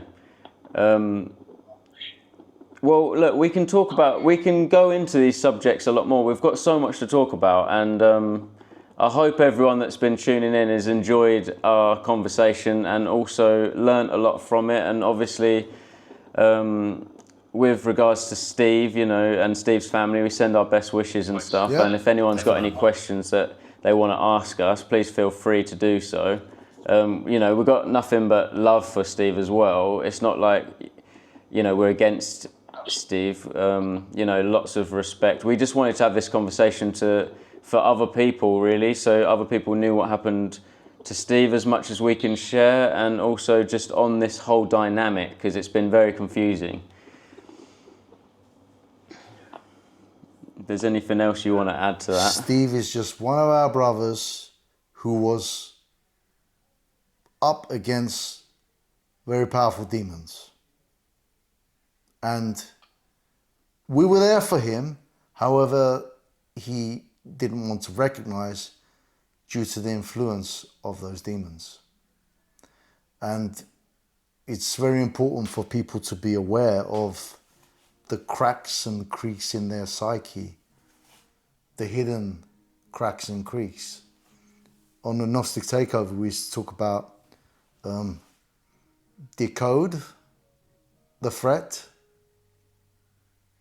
No, detect the threat, recognize it, then decode it, understand it, see it for what it is, and then defect it, in other words, deal with the problem, okay? And then seal and protect it so that it doesn't occur again. Does that make any sense? Okay. You've got to recognize... Well, what is the process of defecting it and sealing and protecting?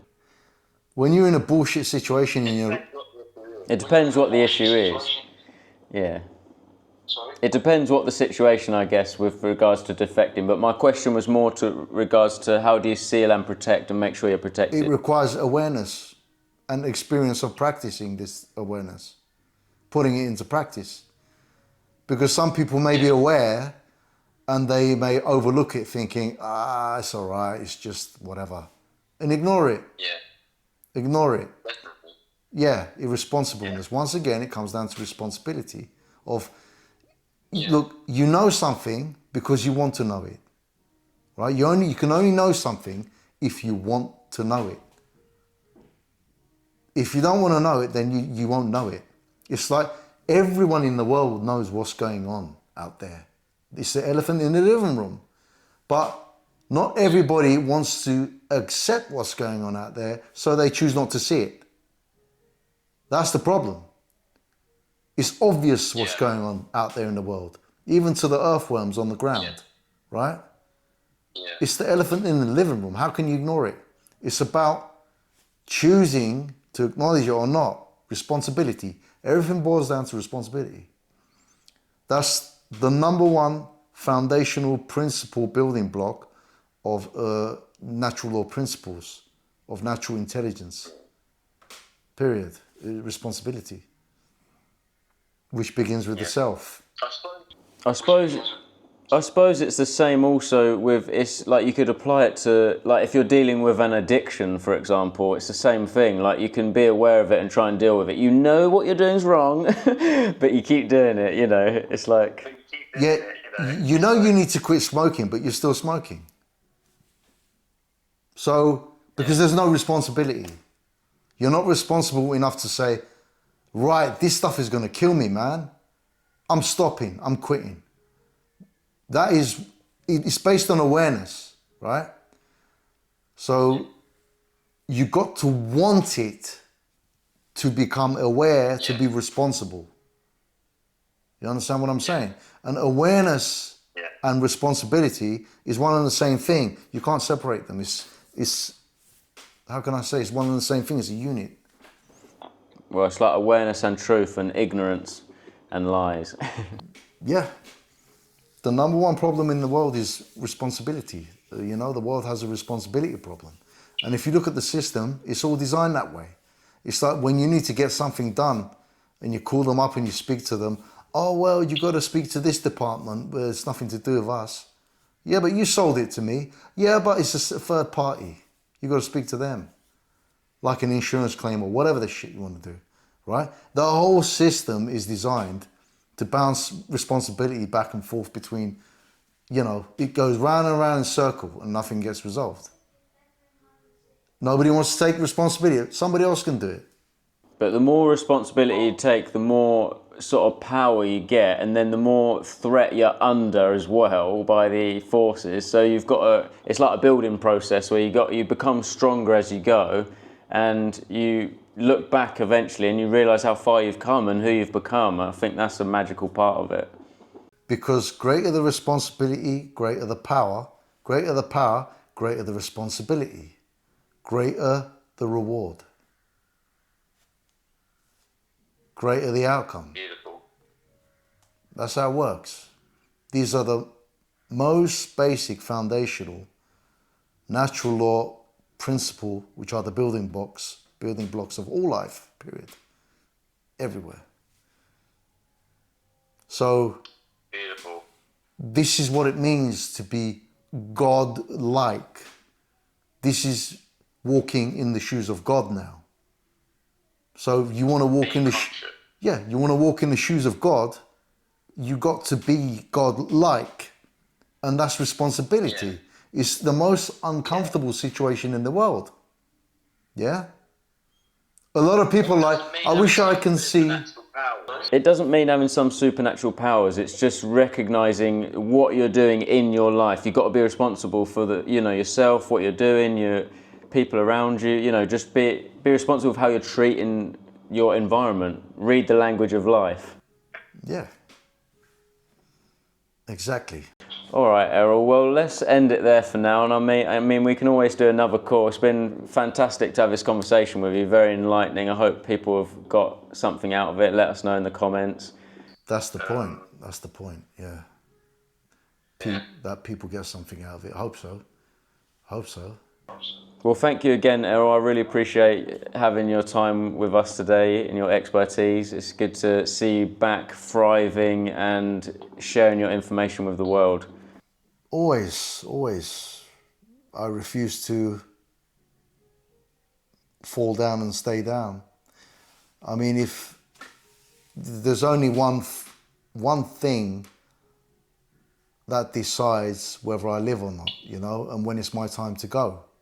And that's the Creator. That's God, isn't it? It's the source of creation which gave us the life. So the way I see it is the enemy of life, they cannot take my life because it's not for them to take. Unless I allow them to. Yeah, that's what I mean. It comes down to, like, for myself, I know that really we can clock out of here at any time, but it comes down to yourself. Don't give in, don't give up, and keep moving forward. Yeah, always. It does come down to you at the end of the day. Yeah, if you've got these characteristics, then you're good, And if you haven't, then develop them and work on them. They're there, you just got to develop them and work on them. But like I said, it's all about wanting. It's all about responsibility. How much do you want it? Because a lot of the times we think we want something, but it turns out that we don't want it that much. Because if we really did, we'll get No, we it. just want. We maybe want it for external reasons, external validation or something like that, and that's what stops us from getting it. And it's not until it's something that really comes from your core. This is not even just what I want, it's what I need. It's something that's, you know, it has to happen. Always ask yourself, is what you want really aligned with your core self? What your core self really wants? Is what you really want really aligned with the will of the one and only truth? That's what you got to ask yourself. Yeah. Well, I will leave it there today, but a good way to end it. But yeah, great video, lovely chatting with you, and we'll meet up again like this soon, yeah? Yeah, nice one, Sam. It's been a pleasure. Thanks for having me. You too, man. Finally, we collaborated. I'm happy about that. Yeah, you too, man. All right, peace. Take care, man. Peace.